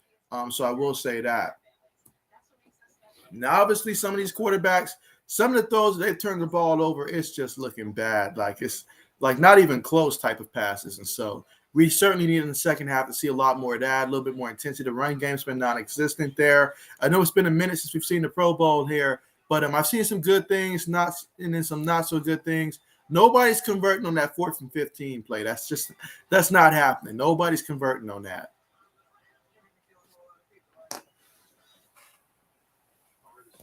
But we still have a whole second half to play.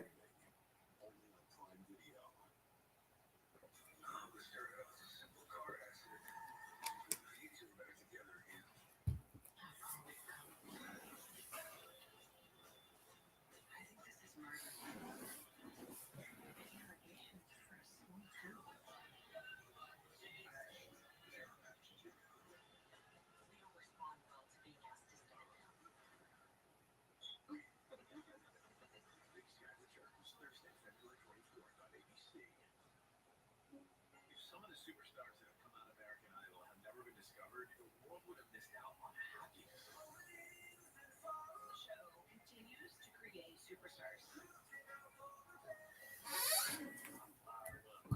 you ready for your life to begin? Let's see.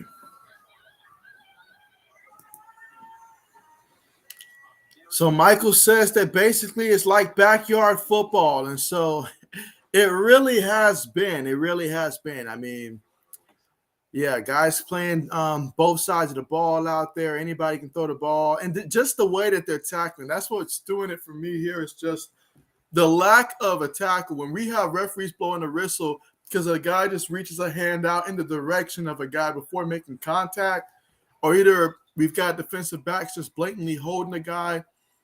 I mean, that's tough. That's tough. We're talking about the best of the best. And so we really want to see these guys play at a high level, not half speed. That's really what we don't want. Michael says, how many turnovers are in the game? Is it 3 or 4? And so the NFC alone, they should have more than 4 turn. Like, I think they have 4 turnovers, the NFC by itself. Yeah, because passing the ball, the NFC has thrown 4 interceptions.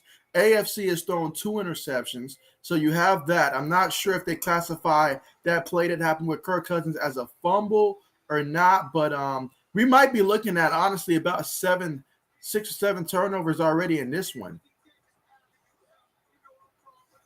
And that's the first half. We're talking about the Pro Bowl guys. Pro Bowl guys going half speed, and we already have 6 interceptions and maybe I believe that one would count as a strip fumble and stuff like that. But yeah. Let's see, Michael says, like flag football, basically. And so, yeah, absolutely. I mean, we got to find – I know we don't want players getting hurt, but we got to find a way to get them to play a lot more of an effort. I mean, I agree with the whole nobody goes out there and blitz. I understand that aspect and stuff like that. 4-3 defense, I can rock with that. But I need to see guys going after it. Like I remember back in the day when the late Sean Taylor and all like that, went out there and lit up a punter and stuff like that. Like these guys, we cannot have this going on right now. Like, no. I mean, we're talking about some oblivious interceptions here. This is what it's like to be a Browns fan and see Baker Mayfield all season. This is terrible.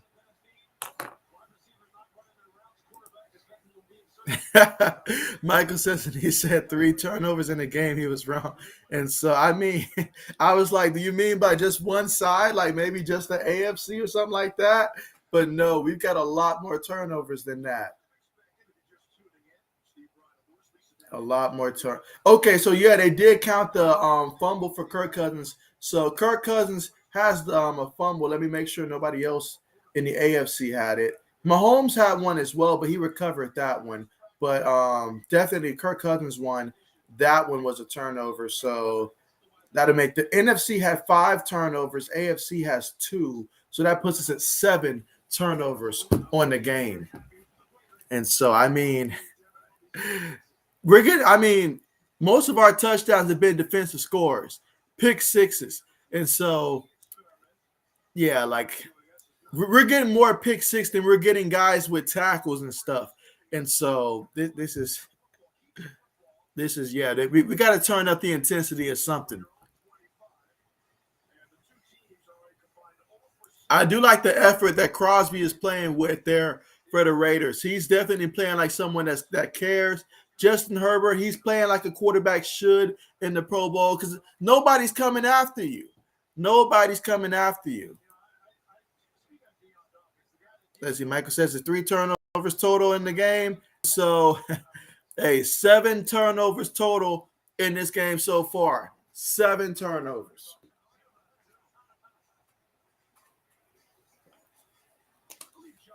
Five of which came from the NFC.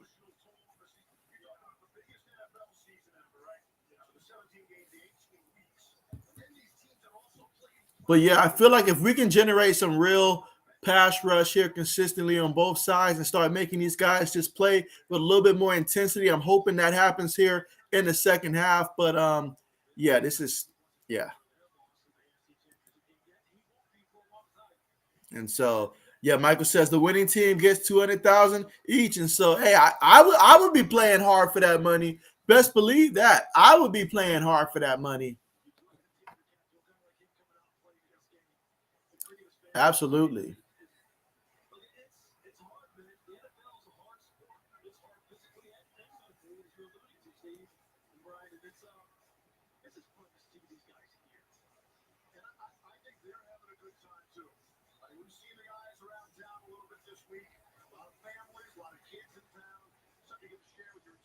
And we're getting ready for the second half to start any second.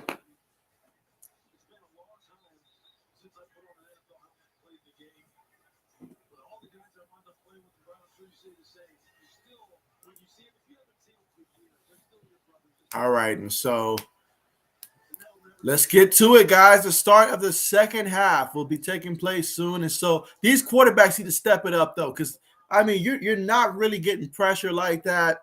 And so you've got all these talented guys. And some of the interceptions, we're talking about passes that's more than 5 yards off the mark.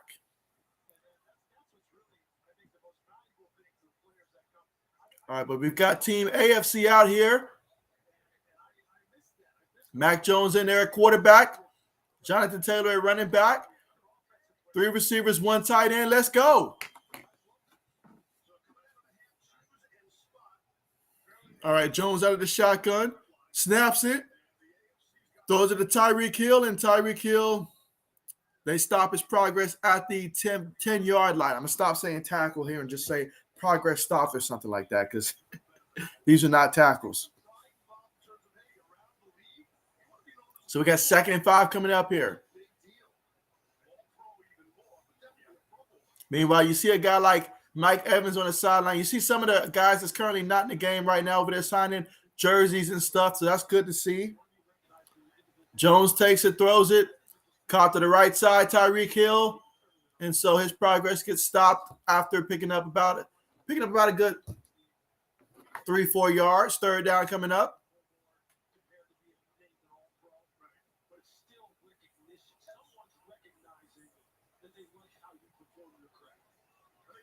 All right, so we go 3rd and 1.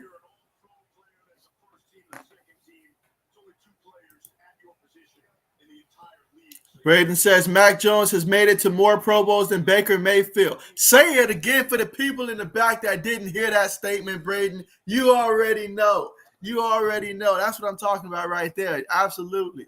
That goes to show a lot. But the way that these quarterbacks have been playing today, you might as well have invite Baker because you would have got the same results. You got Russell Wilson going out there 3 of 8 right now, 19 yards and 2 picks. 2 picks in the Pro Bowl. Who does that? Seriously, who does that? But let's see, Mac Jones there, play fake, bootlegging, looking. And so, look at that. He got tagged. I mean, it's not even 2 hands at this point. It's just get a hand on someone or at least reach out near him.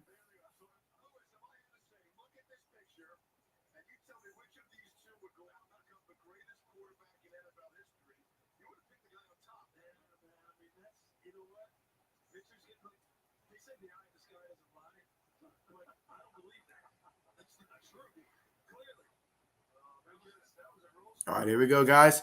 2nd and 11 coming up. Jones in there at quarterback. Jones looking, steps up. He's going to throw it across the middle, and it's caught by Stephon Diggs. So here we go. 22 yards on the play right there. 1st and 10 at the 37-yard line here for Team AFC, and let's see if we can get the fireworks going. Braden says, the more you know. Let's see. Braden says, for the people in the back, Mac is better than Baker. And so, hey, if they don't know, now they know. They should have been known this.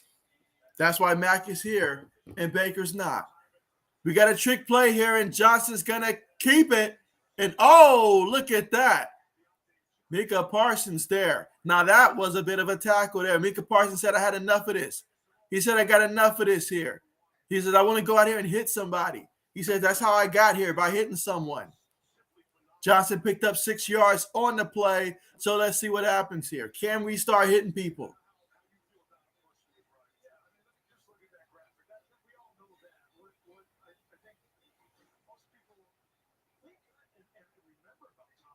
All right, here we go, guys. Mac Jones snaps it. And, he's going to get brought down for the sack there. Well, actually just touched for the sack, but still. It was Burns there, and that's going to be a loss of 4 yards on the play. 3rd down coming up, 3rd and 8 here for Team AFC at 39-yard line. You see Mac Jones, he's having fun out there. He's been all smiles out there, and so he's just happy to be around so many talented guys there. Being able to throw the ball to some of the best in the business, that's got to be fun and great experience for him. Again, Mac Jones is a rookie quarterback. All right, here we go, guys. 3rd and 8. Jones takes it, looking, throws it, and it's caught by Travis Kelce, who pitches it to Johnson. And Johnson, he's going to get brought down. So there's a lateral pitch there. All right, so we got 1st and 10 at the NFC 45-yard line here in the 3rd quarter. 10 minutes and 25 seconds to go.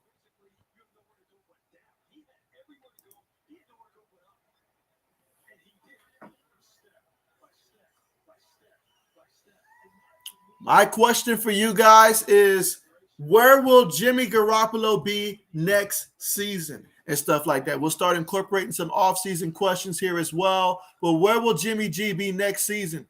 Meanwhile, the flea flicker, Mac Jones throws it to Dante Johnson off the left side, picked up 27 yards there. And so look at that nice completion there.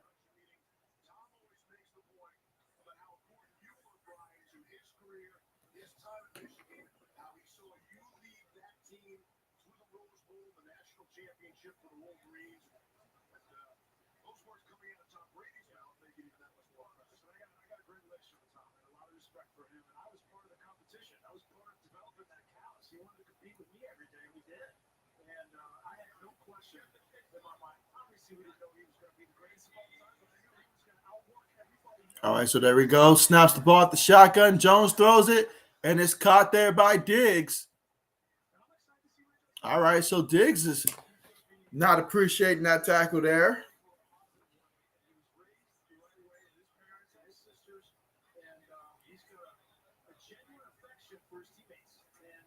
All right, so here we go, guys. 2nd down coming up here. 2nd and 7 after that 3-yard connection there. Jones to Diggs.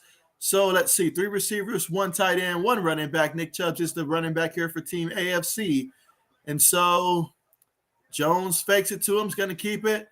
And he's looking to run it, and he's going to pick up 5 yards on the play.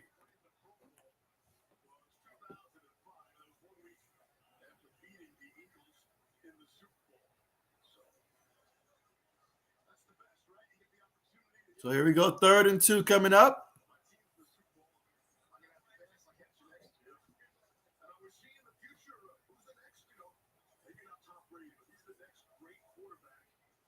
All right, here we go. 3 receivers, 1 tight end, 1 running back. Nick Chubb is the running back. They're in the shotgun. Jones in at quarterback, snaps it, hands it to Nick Chubb, and Nick Chubb gets about 4 yards on the carry, taking it all the way to the 6-yard line. So far in this drive, 12 plays, 89 yards, guys. Almost 7 minutes in terms of time of possession off the clock. And so, yeah, they're really shrinking this quarter here.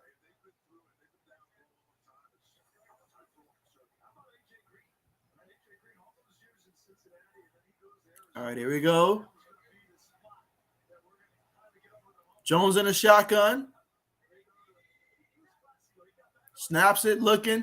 Jones feels the heat, steps out, throws it in the end zone, and it's caught by Hunter Renfrow. That's going to be a touchdown. So Mac Jones with the touchdown pass for Team AFC. Let's go.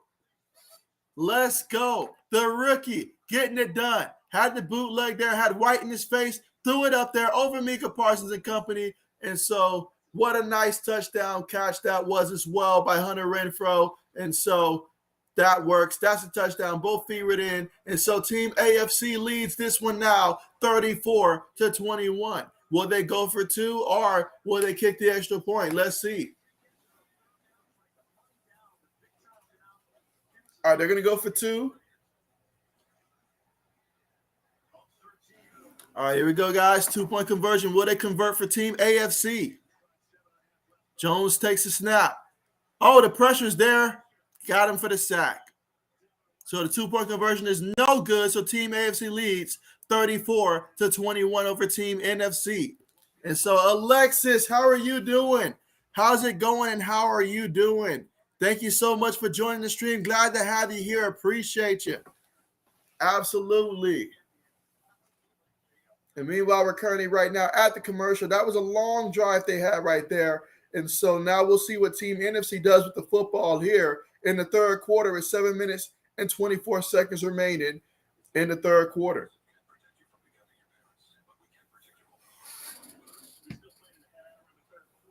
And so now Mac Jones, 9 of 13 in the game, 93 yards, 1 touchdown, 1 interception there. He's been sacked twice so far in this one. But, yes, he was responsible for that touchdown pass to Hunter Renfrow. Now, Hunter Renfrow, he has 4 catches, 34 yards, and a touchdown for Team AFC. He's been targeted 6 times.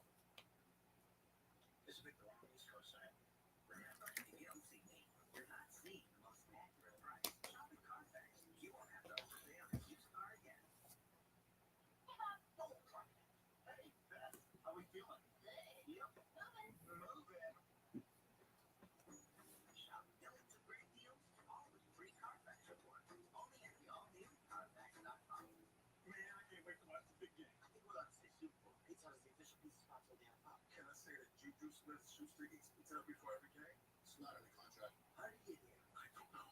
No one else. This is the hood.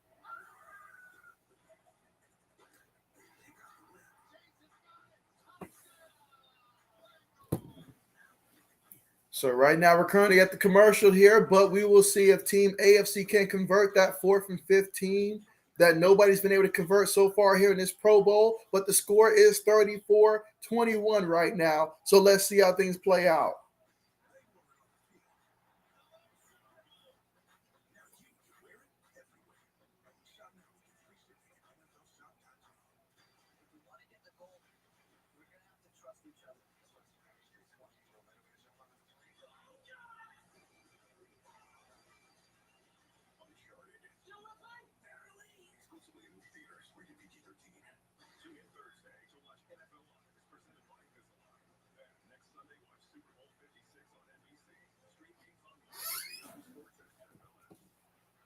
All right, so here we go.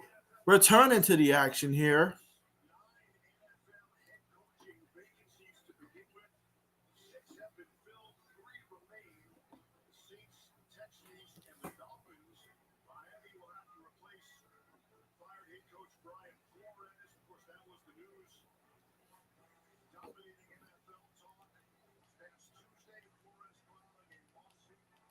All right, so here we go, team. NFC out here. Russell Wilson and company snaps the ball. He throws a quick pass there to Deebo Samuel, and he is tapped there by Ward on the play after picking up about a good 3 yards on the play. So now we got 2nd and 7 coming up here for Team NFC from their own 28-yard line.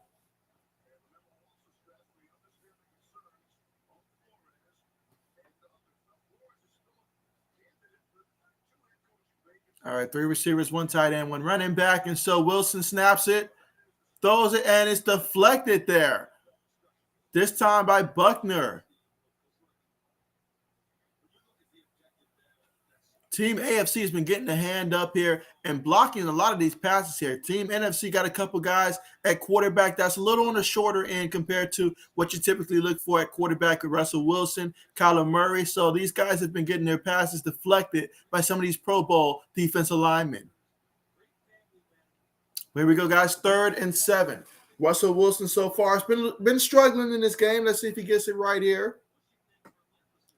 Wilson takes a snap, feels the pressure, steps out, throws it, too short, incomplete.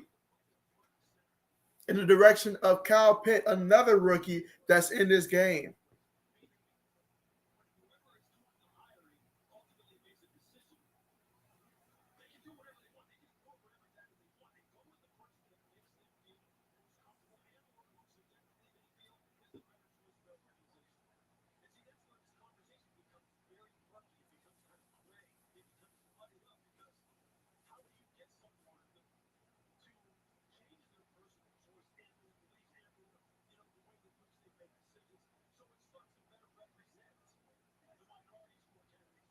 Let's see. Russell Wilson moves around, throws it, and it's going to be – ooh, is that incomplete?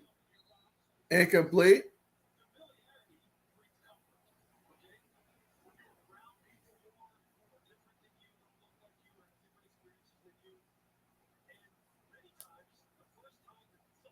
And again, we're right now in the 3rd quarter with 5 minutes and 56 seconds here of the 2022 NFL Pro Bowl game. And so the score is Team AFC 34, Team NFC 21.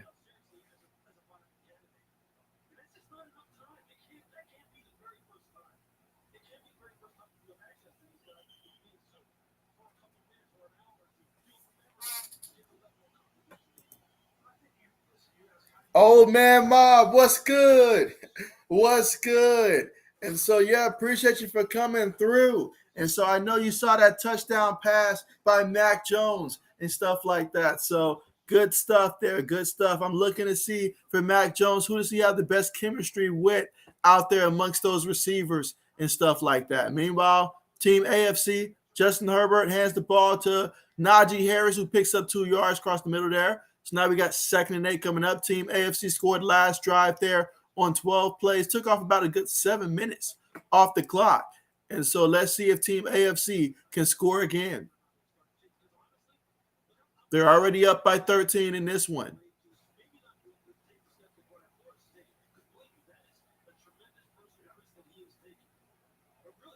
Two receivers, 2 tight ends, 1 running back. Herbert in the shotgun. Throws it across the middle, and yep, Tyreek Hill there with the reception. That's going to be a pickup of 12 yards on the play and another first down for Team AFC. This time they're at Team NFC's 14-yard line.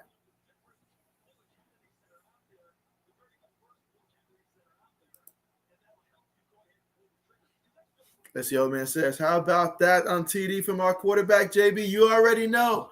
You already know. And so it's good to see Mac Jones around these kind of weapons and all like that. You know, see how he responds with that stuff. And, yeah, I mean, hey, him, our boy J.C. Jackson already got a pick early in this one. That was good to see. Meanwhile, Herbert has it now, moving around, throws it away, incomplete.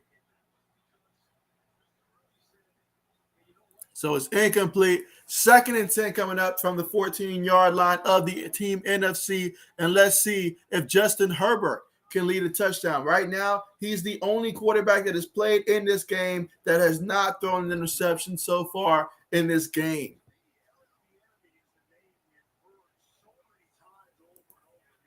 But, yeah, definitely that's going to be fun to have, though. That's going to be fun to have those guys in terms of their jerseys and stuff. J.C. Jackson, Mac Jones, and Judon. Absolutely. Let's see. Herbert throws it up there in the tight coverage. Very tight coverage there. I'm not sure I would have made that pass, honestly. But Chandler Jones got a hand up, knocked it down.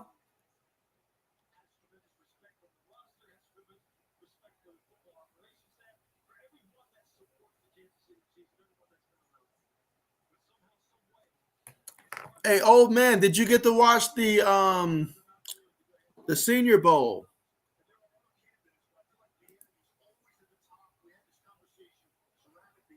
All right, but here we go, guys. 3 receivers, 1 tight end, 1 running back, 3rd and 10.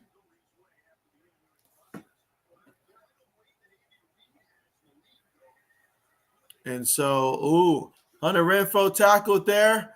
But will it be enough for the first, or will they mark him a yard shy? All right, they're going to mark him a yard shy.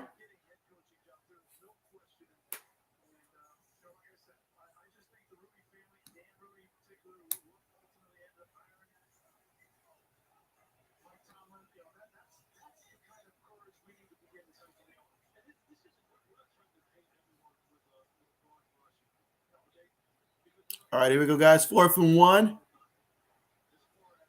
They're going to hand the ball there to Najee Harris, and Najee Harris gets a yard on the play, a yard, maybe 2, depending on where they spot the ball.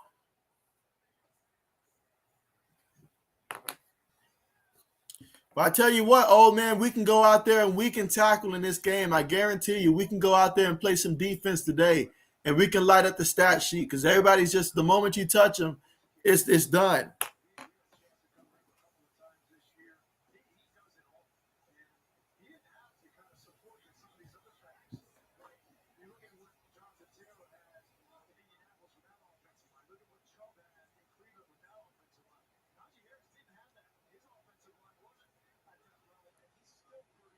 All right, here we go, guys. 1st and goal.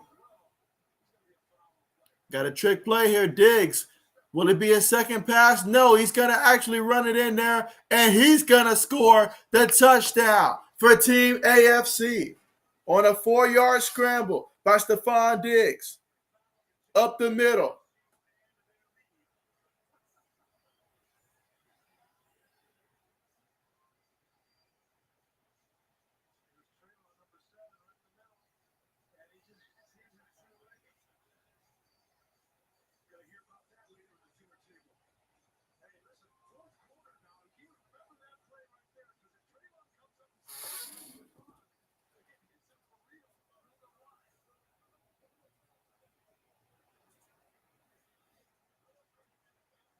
All right, so here we go, guys. So after that touchdown, we're actually going to get an extra point attempt here, which is good. So Justin Tucker converts on his extra point here. So the score, Team AFC 41, Team NFC 21 here in the third quarter with 1 minute and 39 seconds left to go. Braden says Stephon just destroyed his brother. I got a feeling his brother's going to probably do a big hit or something later in this fourth quarter or something like that to get him back. But, yeah, he got the best of him there. That he did. And he's going to let him hear it. I guarantee you that. He's going to let him hear it.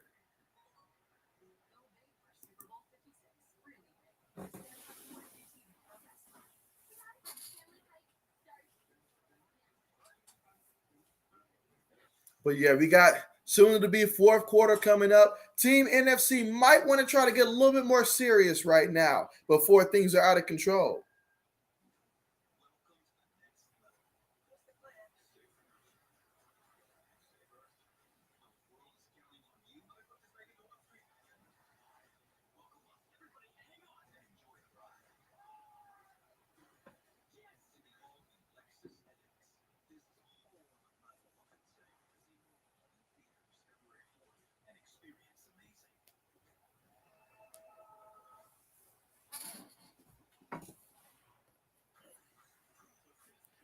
But yes, we should be coming back from the commercial very soon here. But just to recap, so far, Justin Herbert for Team AFC, 7 of 10, 98 yards passing, 2 touchdowns, no interceptions, has not been sacked here. You look at on the ground as a team, Team AFC, 13 carries, 41 yards. Team NFC says the heck with running the football, though. They've got 4 carries for 3 yards in this one. Dalvin Cook just had 2 carries for 5 yards. Justin Jefferson, 1 carry, 7 yards. Meanwhile, Team AFC, you got Nick Chubb's 4 carries, 12 yards. Najee Harris, 4 carries, 6 yards in this one. Jonathan Taylor, 2 carries, 8 yards in this one from the running backs.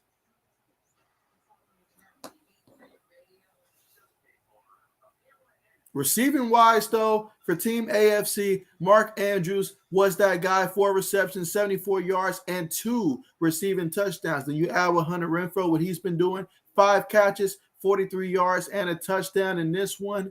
Meanwhile, for Team NFC, you got to go with your boy Deebo Samuel. He's got 3 receptions, 26 yards in this one.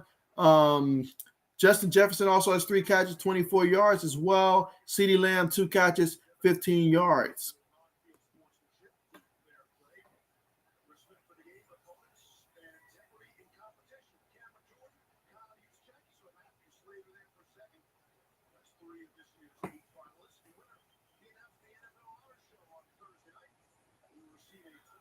All right, we got 1 minute 39 left to go here in the third quarter. Let's see what Team NFC does. Kyler Murray up under center here. Trick play. Yep, they got Deebo Samuel there. He lost 5 yards there on the trick play. So now we got 2nd and 15 coming up. 2nd and 15, Team NFC needs to dig deep into this playbook here. Call something that we've never seen before, something we haven't seen in a long time.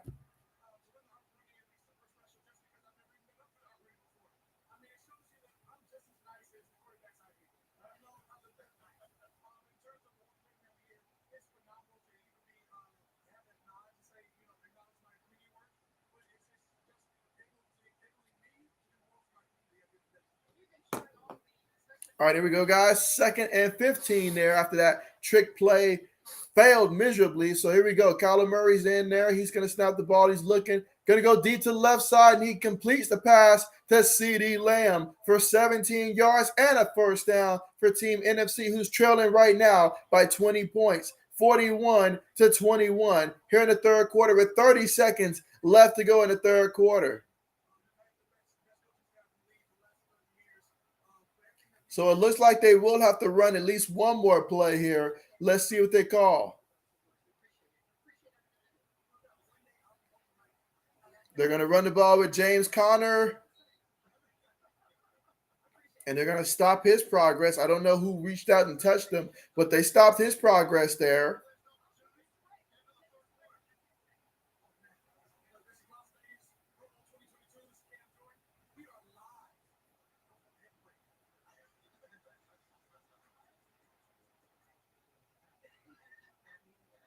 All right, so at the end of the third quarter, a 20-point game. Team AFC up 41-21 right now. But, yeah, I mean, 1 quarter left. So if Team NFC cares about that money, they have to do something here.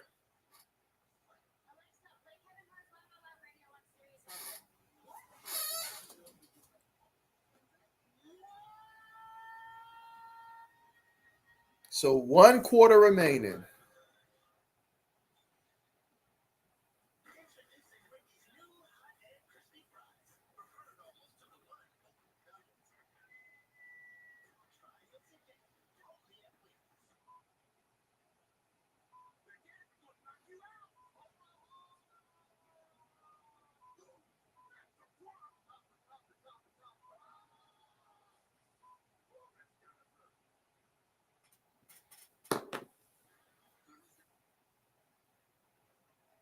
All right, so with 1 quarter remaining here, let's see how this plays out for both of these teams here. But Team AFC, every quarter they've came out, they scored at least 2 touchdowns so far in each quarter. You'd have to think if they do that again in the fourth quarter, that they can secure this one right here and bring the win for Team AFC. But can they finish? Will Team NFC storm back in this one? Certainly both teams have the talent to do that. Let's see if it plays out that way.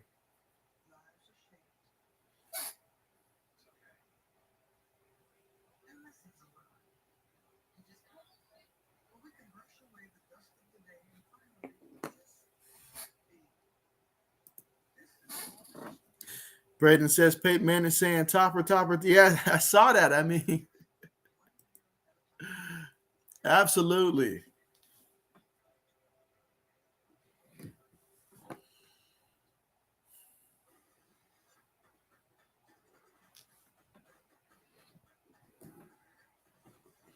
And of course, next week will be our Super Bowl. So we'll definitely see a lot more hard-hitting football in that one. I guarantee that for sure. 2 teams going at it. You've got the Rams, you've got the Bengals. And so certainly looking forward to seeing how that's going to play out there. I mean, I'm happy for the guys in the Super Bowl. Honestly, I hate the fact that someone's going to have to face disappointment this season. I mean, obviously, for when it comes to the Bengals, I'm just happy for the organization, the team, guys like Joe Burrow, Jamar Chase. I'm happy for those guys, I mean, just think about where the Bengals were 2 years ago and where they are right now. That is huge for them, honestly. So, I mean, I would love to see them win, but there are some guys on the Rams as well that if they were to win, I mean, I'd be happy for them. Matthew Stafford, I mean, who would have ever thought he'd be in the Super Bowl just based upon how long he's been down there in Detroit, just, the lack of success they've had since he's just really in general lately. And so I'm happy for both of these teams. Aaron Donald, all of them.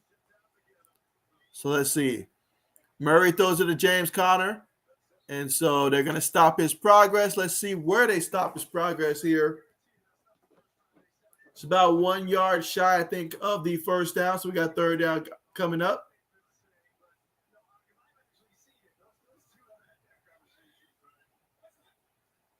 Let's see. Kyler Murray snaps the ball. Throws it to the right side. All right, it's incomplete. Incomplete. So we got 4th and 1 coming up here. 4th and 1 coming up.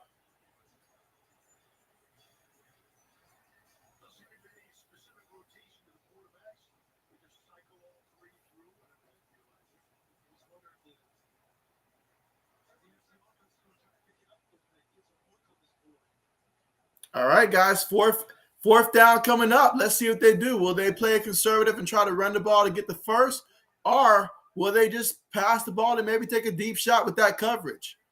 Murray's looking. He's going to go deep to the left side. Incomplete. Incomplete. You're not going to get that on J.C. Jackson, buddy. That's not happening. That's not happening. Incomplete. So Team AFC with the football again.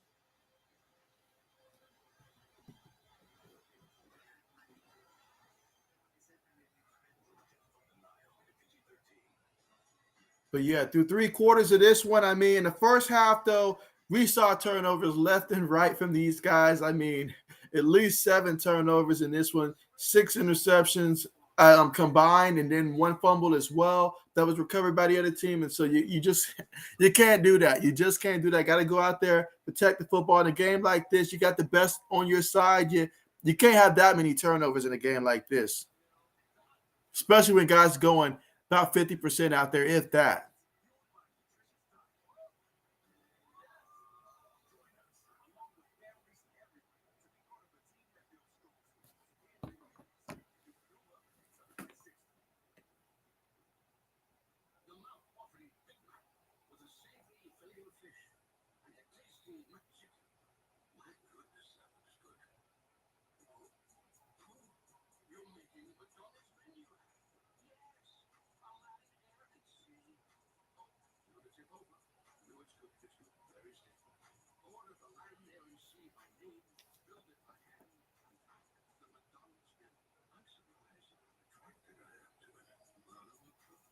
I mean, Team NFC as a whole, they have -4 yards rushing in a game in which you're not really tackling people out there. But Team NFC has -4 yards rushing in this one. As a team, they are 18 of 36, 156 yards passing, 2 touchdowns to 4 interceptions in this one. So Team NFC has a lot of work to do here in the 4th quarter.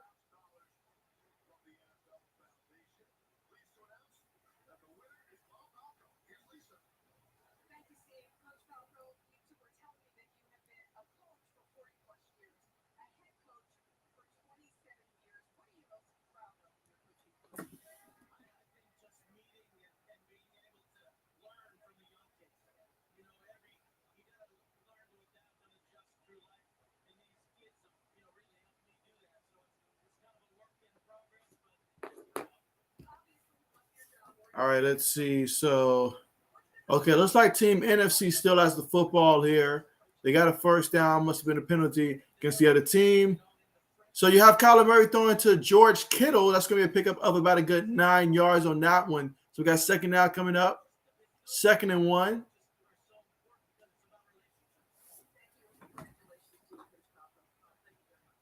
All right, so Kyler Murray still in there for Team NFC. Snaps the ball. Looking. Throws it. And it's caught by Kamara. Kamara picks up 6 yards on the play before they stop him. So now we got 1st and 10 at Team AFC's 34-yard line. So far in this drive, 7 plays, 41 yards, 3 minutes and 6 seconds in terms of time possession so far in this one.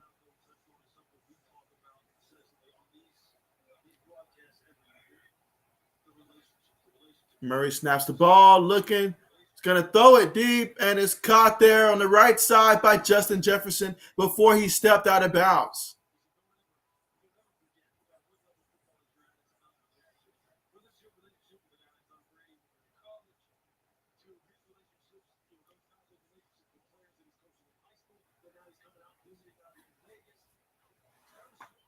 All right, so after that pass right there is a first down. Let's see what Team NFC does here. Again, Team NFC looking to try to score some touchdowns here in the 4th quarter.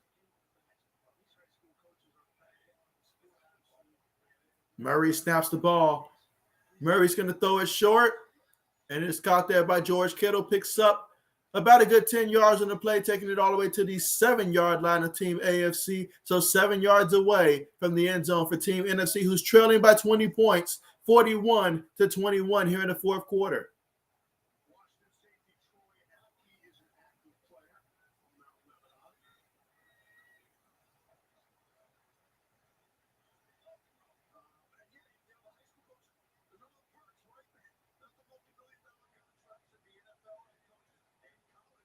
Murray snaps the ball.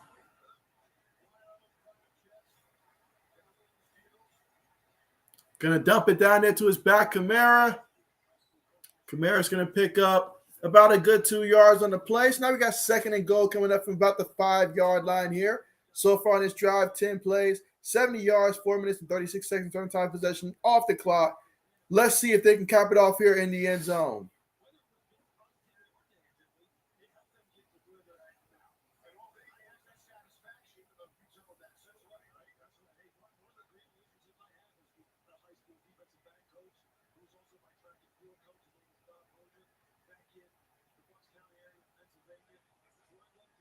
All right, so Murray takes a snap, has the time, throws it, and it is going to be, it's incomplete. CeeDee Lamb, it hit his hand. It hit his hand, but it's incomplete.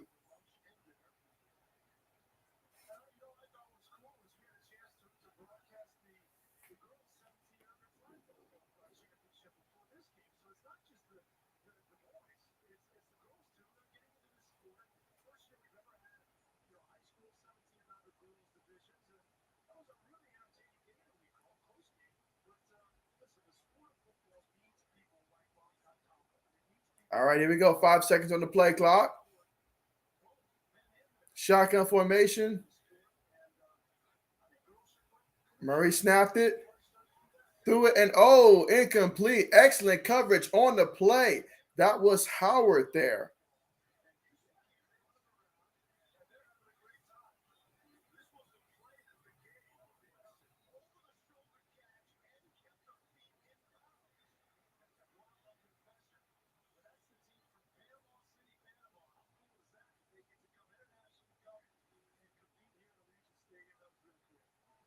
All right, so here we go, guys. We've got 4th down coming up here. Let's see if Kyler Murray can throw this one into the end zone here and keep Team NFC within it.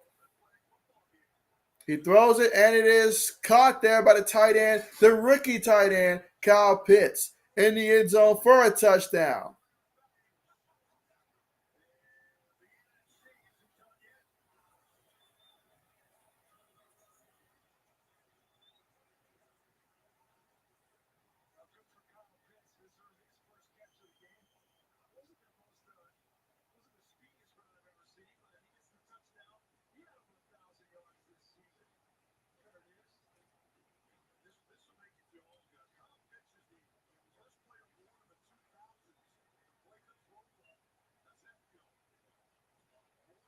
All right, kicks it away, and it is good. All right, so the score right now after that last touchdown by Team NFC is Team AFC still leads this one by 13, 41-28 over Team NFC. But Team NFC just scored a touchdown here, 2-touchdown game here in the 4th quarter with 10 minutes and 18 seconds left to go in the Pro Bowl.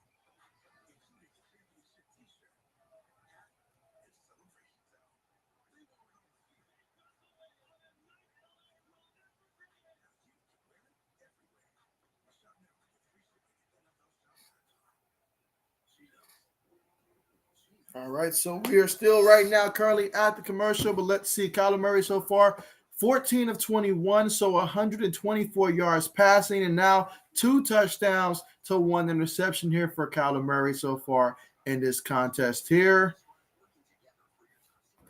Again, he was the quarterback on that last drive that threw that touchdown there, and so, yes, that is how they scored. It was to the tight end, Kyle Pitts there. So Kyle Pitts, that was his only catch so far today, and it happened to be a touchdown on a 5-yard reception.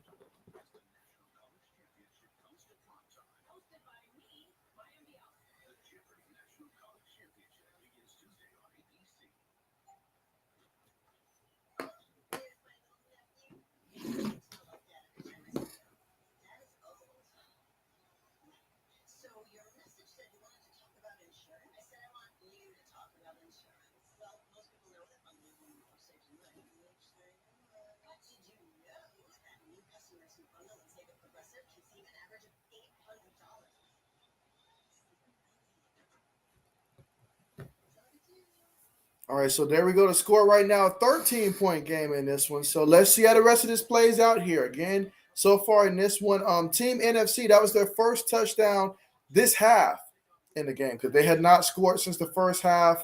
And so, but Team AFC has done a good job of scoring 2 touchdowns in each quarter. We will see if that continues. But here we go. Team NFC is elected to try to go for this 4th and 15.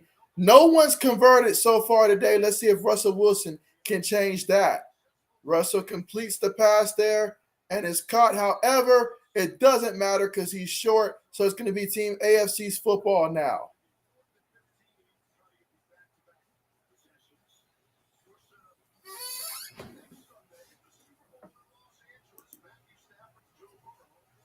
Braden says, who do you think wins the Super Bowl? And so my head and my heart are different. My head tells me that with everything the Rams got going on and stuff, they're being at home in the Super Bowl, but my heart wants the Bengals to win here. So I'm going Bengals here. I got the Bengals, going to be rocking with them, and let's see what the score is going to be. But Joe Burrow, if he can do what he's done all playoff long, all season long, the Bengals will be in good hands, and he'll find a way to win.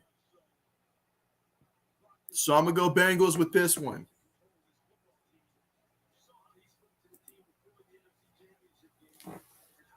Trying to keep a guy like Aaron Donald, Von Miller, those guys away from Joe Burrow, that's going to be key. And just giving Burrow enough time so that way him and Jamar Chase can connect. Obviously, Jalen Ramsey versus Jamar Chase, that's going to be an interesting matchup that I'm looking forward to seeing personally in that matchup. But, yeah, I'm hoping the Bengals come through with this one.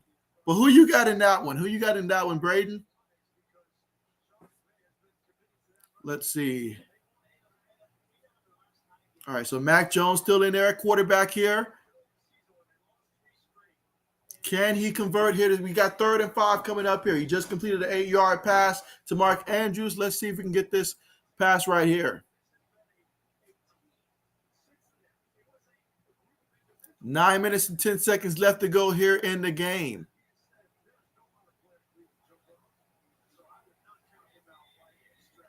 All right, Mac Jones completes the snap, throws it, and it's caught there by Stephon Diggs. Going to be a pickup of 4 yards on the play. So here we go, 4th and 1 coming up. Let's see, Braden says he's got the Bengals winning. And so nice. I like it. I like it. Obviously, defensively for the Bengals, keeping Cooper Kupp in check. You got to keep Cooper Kupp in check. For the Rams, their X factor is obviously a guy like OBJ, him, and Cam Akers. I think they got 2 X factors on that offense there. And so those are 2 guys that we'll see how the Bengals do against them. But if the Bengals can go out there and just play the type of football that they've been playing all season long, they'll be in great shape. They will be. Meanwhile, the team AFC went to run the ball there. Jonathan Taylor gained absolutely no yards on the play. So Team AFC has been stopped, and Team NFC has the football.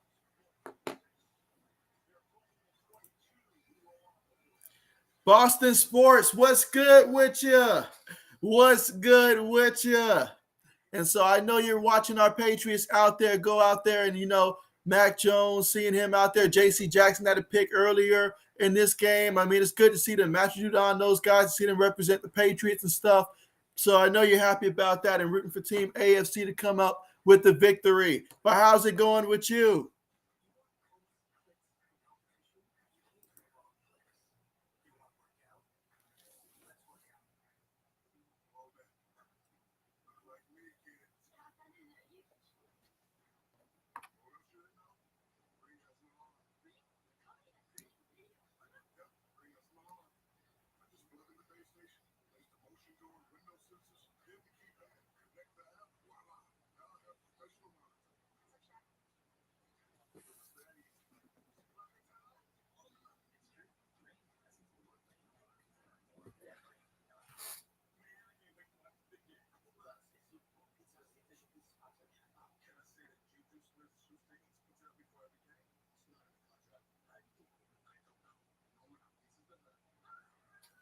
And so here we are, guys, at the commercial. But right now, Team NFC had a stop that they needed to have.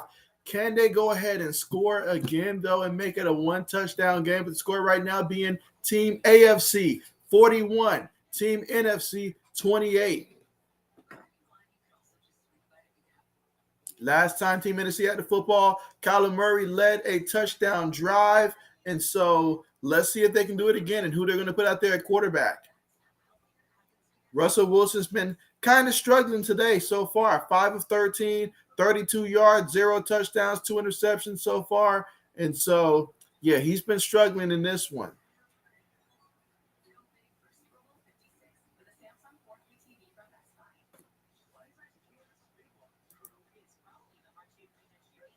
And so let's see. Boston Sports says, I'm doing great. And yes, it is very odd to see that.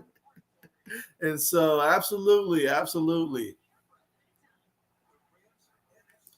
But or I think he meant very good to see that. And so, yeah, so most definitely.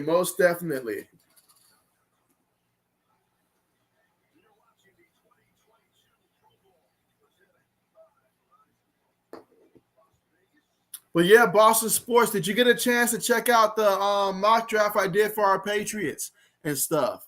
If so, let me know your thoughts on it if you were able to see it.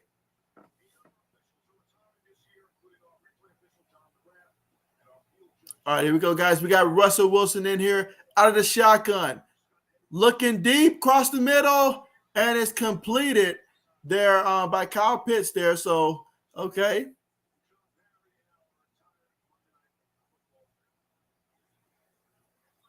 Or was that Mike Evans?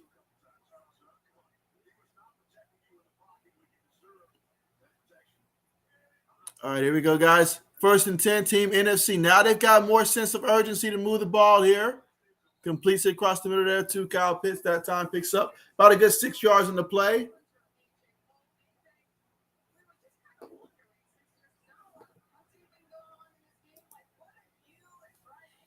You say, yeah, I'm good is what I meant. And so, gotcha.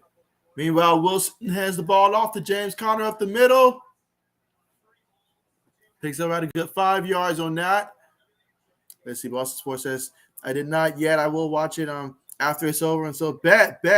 Yeah, definitely. Let me know your thoughts on that one for sure. I feel like if the draft goes the way it did during that mock draft there for my team, then for our team, then I would be ecstatic if it plays out that way. It really would be great. All right, so meanwhile, the pass is completed to the left side there to Grant, and that's going to be about a good 3-yard pickup. 2nd down coming up.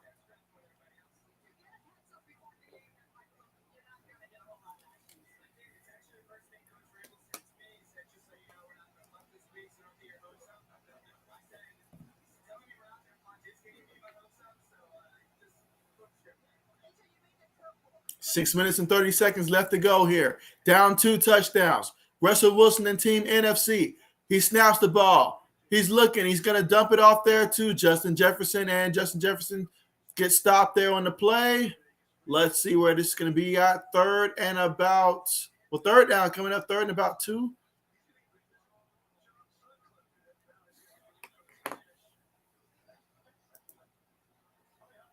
Boston Sports says, will do, man. I'll comment my thoughts under the video right after. I appreciate that. And so, yeah, I appreciate that.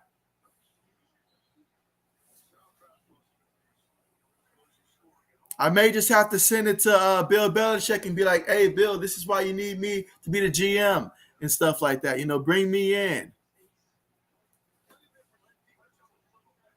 All right, but here we go, guys. We got 4th and 2 coming up. So 4th and 2 coming up.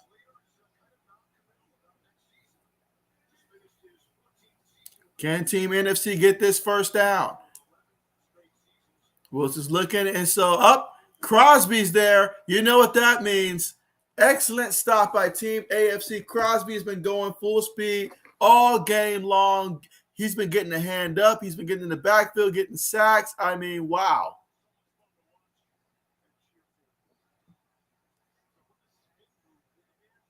Yeah, he's definitely someone the Raiders need to lock up long term for that organization.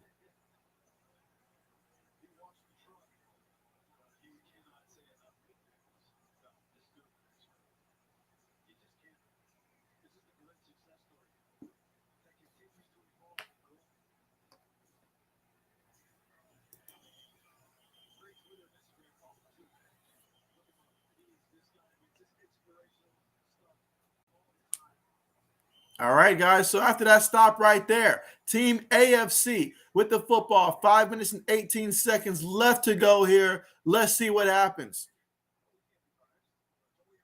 Justin Herbert's in at quarterback. Nick Chubb's at running back. They're going to hand it to Nick Chubb's, and he gets back to about the line of scrimmage, picks up about a yard on the play. Second out coming up.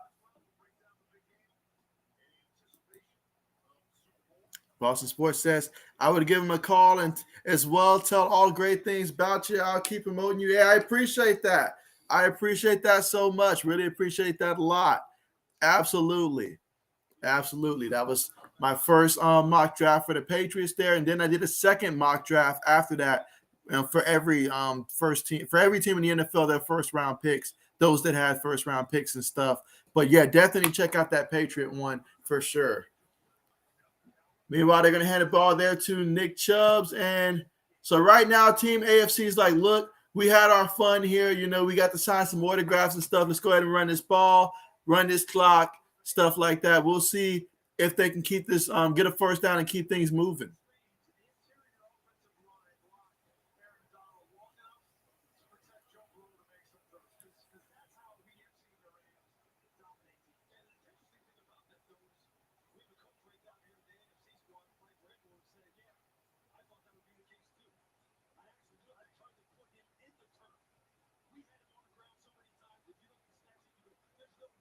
Let's see.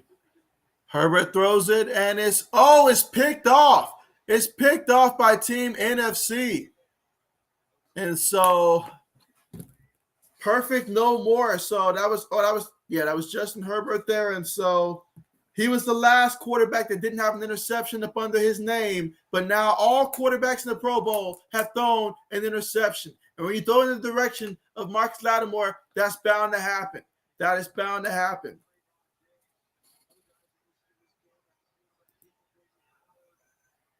Let's see. Boston Sports says, I feel like going defense is where we should go round one.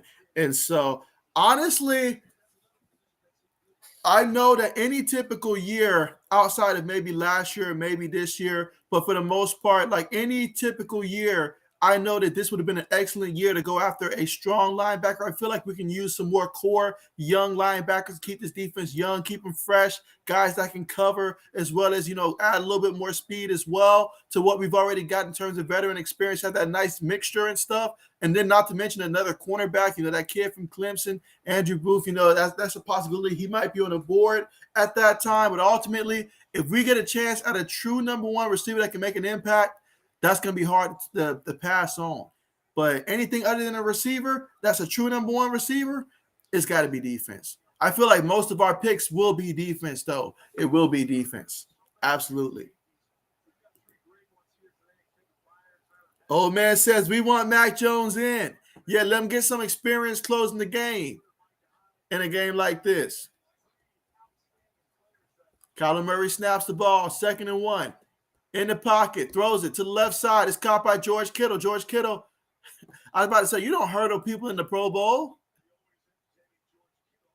He picks up about 20 yards on that play. Take it to the 7-yard line, so we got 1st and goal. Boston Sports says that's why you need to keep Mac in. Old man says the only way I see us going defense in the first round is if we trade for Ridley. And so, yeah, something's going to happen, going to have to happen. Whether we acquire a guy that we believe is the number one wide receiver, like maybe Michael Thomas or something from the Saints, don't know his status and stuff like that. But unless we acquire a number one receiver, then, I mean, that pick is going to go there. But you never know how free agency can sway things. If we get a guy that can come in that can really – hold it down, we end up getting a Michael Gallup or something like that, maybe that does change things with that first pick and stuff like that. But absolutely.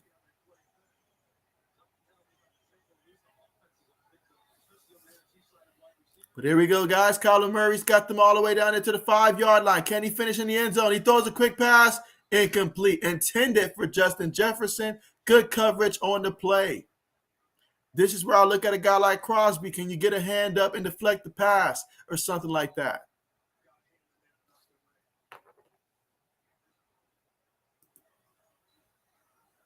Let's see. Boston Sports says, I think Nakobe Dean from Georgia, if he falls, would be perfect high tower replacement. And you just need one corner in the draft as corner 2 instead of Mills, and making him as versatile guy and keep guy and keep. And so absolutely.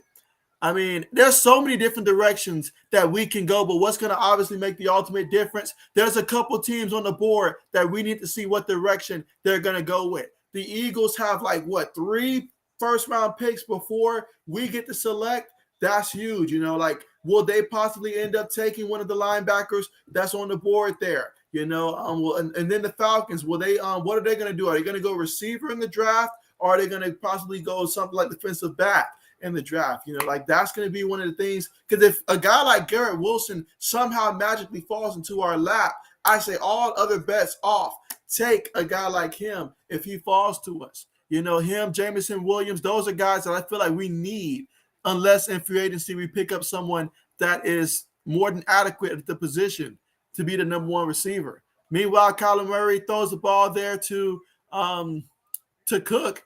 Dalvin Cook out the backfield, 5-yard touchdown pass. And so just like that, it's a 1-score game now.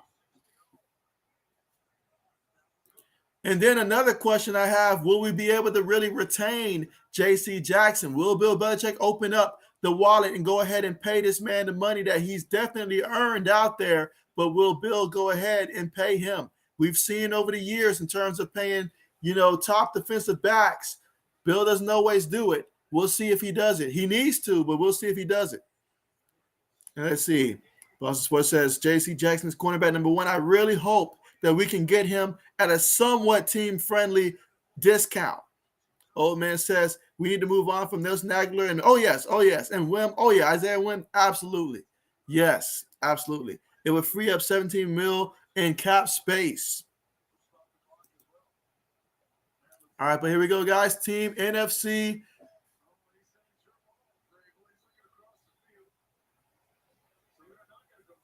Oh, they're not going to go for it. Okay, so I guess after 8 times of failing, they're like, look, we're not going to do it. Just go ahead and let's play some defense.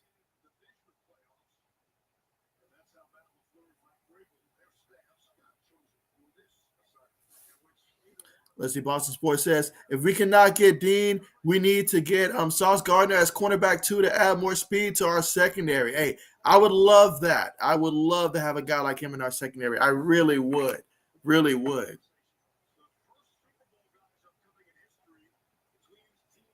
It'll be real interesting to see how things honestly play out, because there's a lot of different ways that this year's class can go. I mean, I find myself looking at the quarterback prospects, and I feel like there's just so many different opinions about these quarterbacks and stuff. And so for teams that do need quarterbacks in the draft, I mean, it's going to be tough this year. It's got to be someone that you personally like for your system and stuff like that. And maybe if you can get them in round 2 as opposed to round 1 or something like that. But here we go, guys. What we wanted. Mac Jones in there.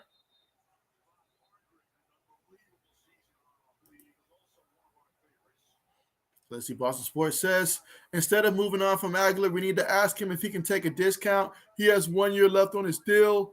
And so that would be interesting to go to him and at least have that conversation and ask him to take that discount and stuff like that. I mean, if he's willing to take a discount and help the team, then that's a different scenario and stuff like that. That would be a different scenario.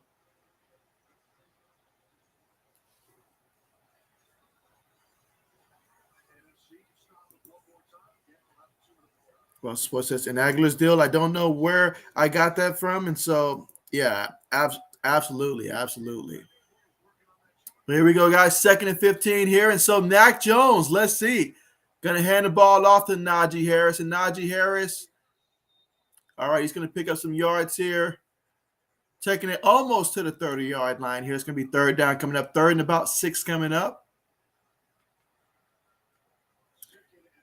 Team NFC calls their final timeout here.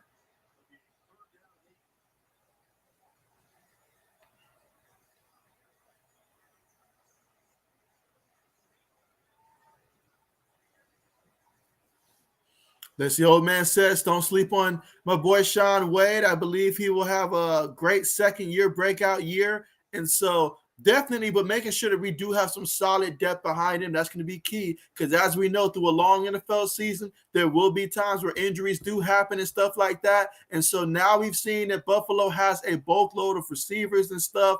I imagine they'll probably add another guy or two or something like that, in the offseason. So you obviously got them playing, if Tua does ever catch fire and he's able to stay healthy or something like that, we just got to make sure that we have some guys, some depth behind these guys for when injuries do happen, so we don't thin out at that position for sure. But there's a lot of things we need to definitely accomplish for sure.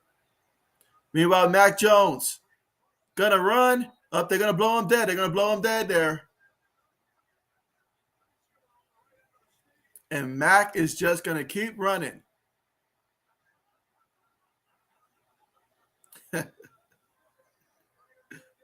So Mac Jones.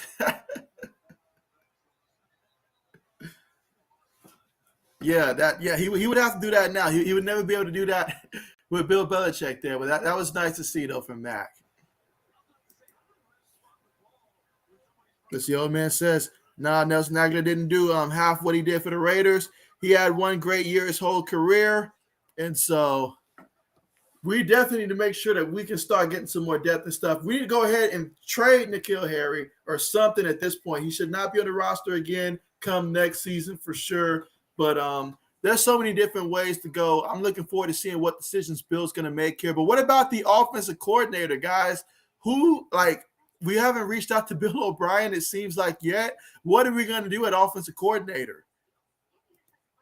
Once we know the OC, then we can probably start to have an idea of how the offense is going to look and how to shape up the offense.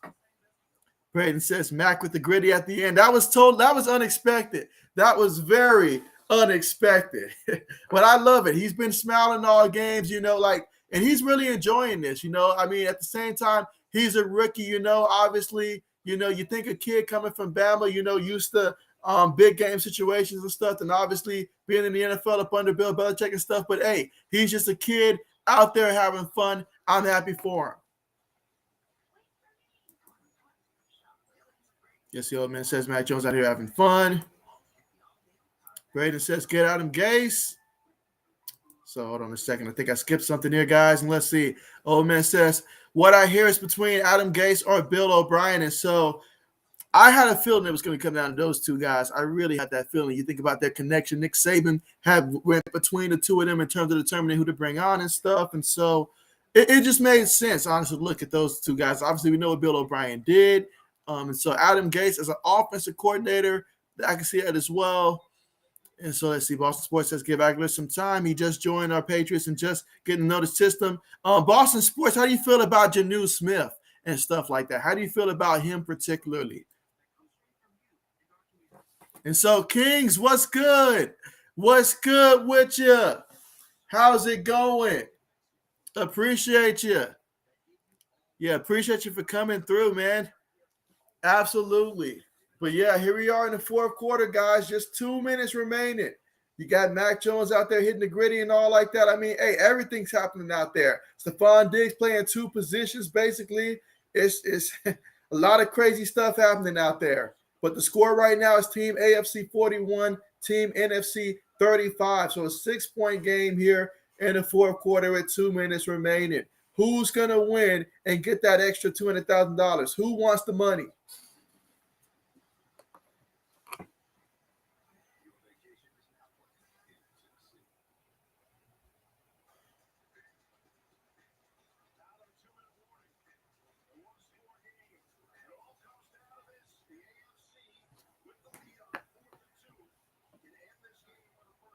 All right, here we go, guys. 4th and 2. Can they get the first down? If they get a first down, NFC's got no timeouts. Here goes Jones. He dumps it down. Najee Harris, and that's going to be pretty much it right there. So Team AFC will get the W. They can now run out the clock, so therefore Team AFC is going to get that W.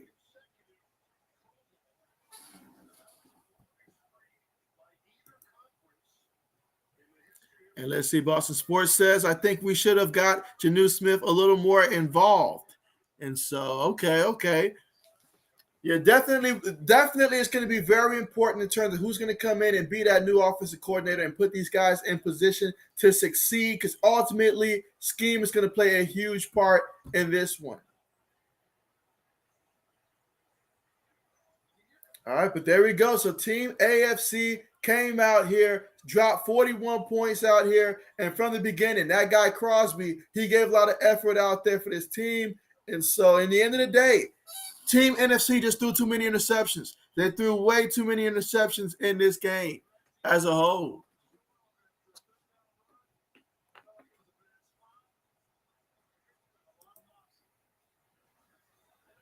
Yes, see, Boston Sports says that McDaniels was partially at fault for not including him too much. And so, yeah, so now we'll see what McDaniels does over there for the Raiders, and we will see who comes in to be the new offensive coordinator. And when we find that out, you know your boy's going to be excited about that. I mean, impacting the Patriots here, the playbook I have to use for Madden, all that stuff. So I'm looking forward to it. But that's the game there, folks. That is it. It is finalized. Team AFC has won 41-35 over Team NFC. And that means the next stream that we have, guys, is going to be the Super Bowl. That's right, the Bengals versus the Rams. Certainly looking forward to that one, guys. You guys already know here, it's going to be one to remember. I tell you that. Two quarterbacks in their first Super Bowls, someone's going to get a ring for the first time in their NFL career. Would it be their young career down there in Cincinnati, or a seasoned vet like Matthew Stafford, showing that sometimes an old dog can learn a new trick with a new team? How about that? And so, yeah, see you next week for sure, Braden. Appreciate that. Appreciate that, guys, for the Super Bowl. So, yeah, I'm going to go ahead and end the stream, though, guys. But, yes, you guys, enjoy the rest of your day. Have a great week. And remember, because next week is the Super Bowl, I'll be back for that for sure. And, yeah, outside of that, though, I'll continue to, drop videos and stuff like that throughout the week, all that stuff. But appreciate you guys and all the support. Let's see, old man says, Mac Jones going wild out there. How can you hate this, man? Absolutely. You got to love him. You got to love him. He's such a likable guy. Old man says, great stream, JB. Hey, just imagine what Mac Jones would have been like if he had a year to either have, someone like Cam Newton on the bench, all the celebrations he could have learned from Cam Newton throughout the course of a season. I'm telling you. Boston Sports says, interesting fact, we're playing the Raiders next season. First 4 rounds, the Raiders are before and some after our Pats. And so, hey, you're right. You're right about that. It's going to be very interesting to see for sure. Very interesting to see. But, hey, thank you guys so much for joining here. Going to go ahead and end the stream, though. But thank you guys again for joining, and looking forward to seeing you guys next time. But you guys take care.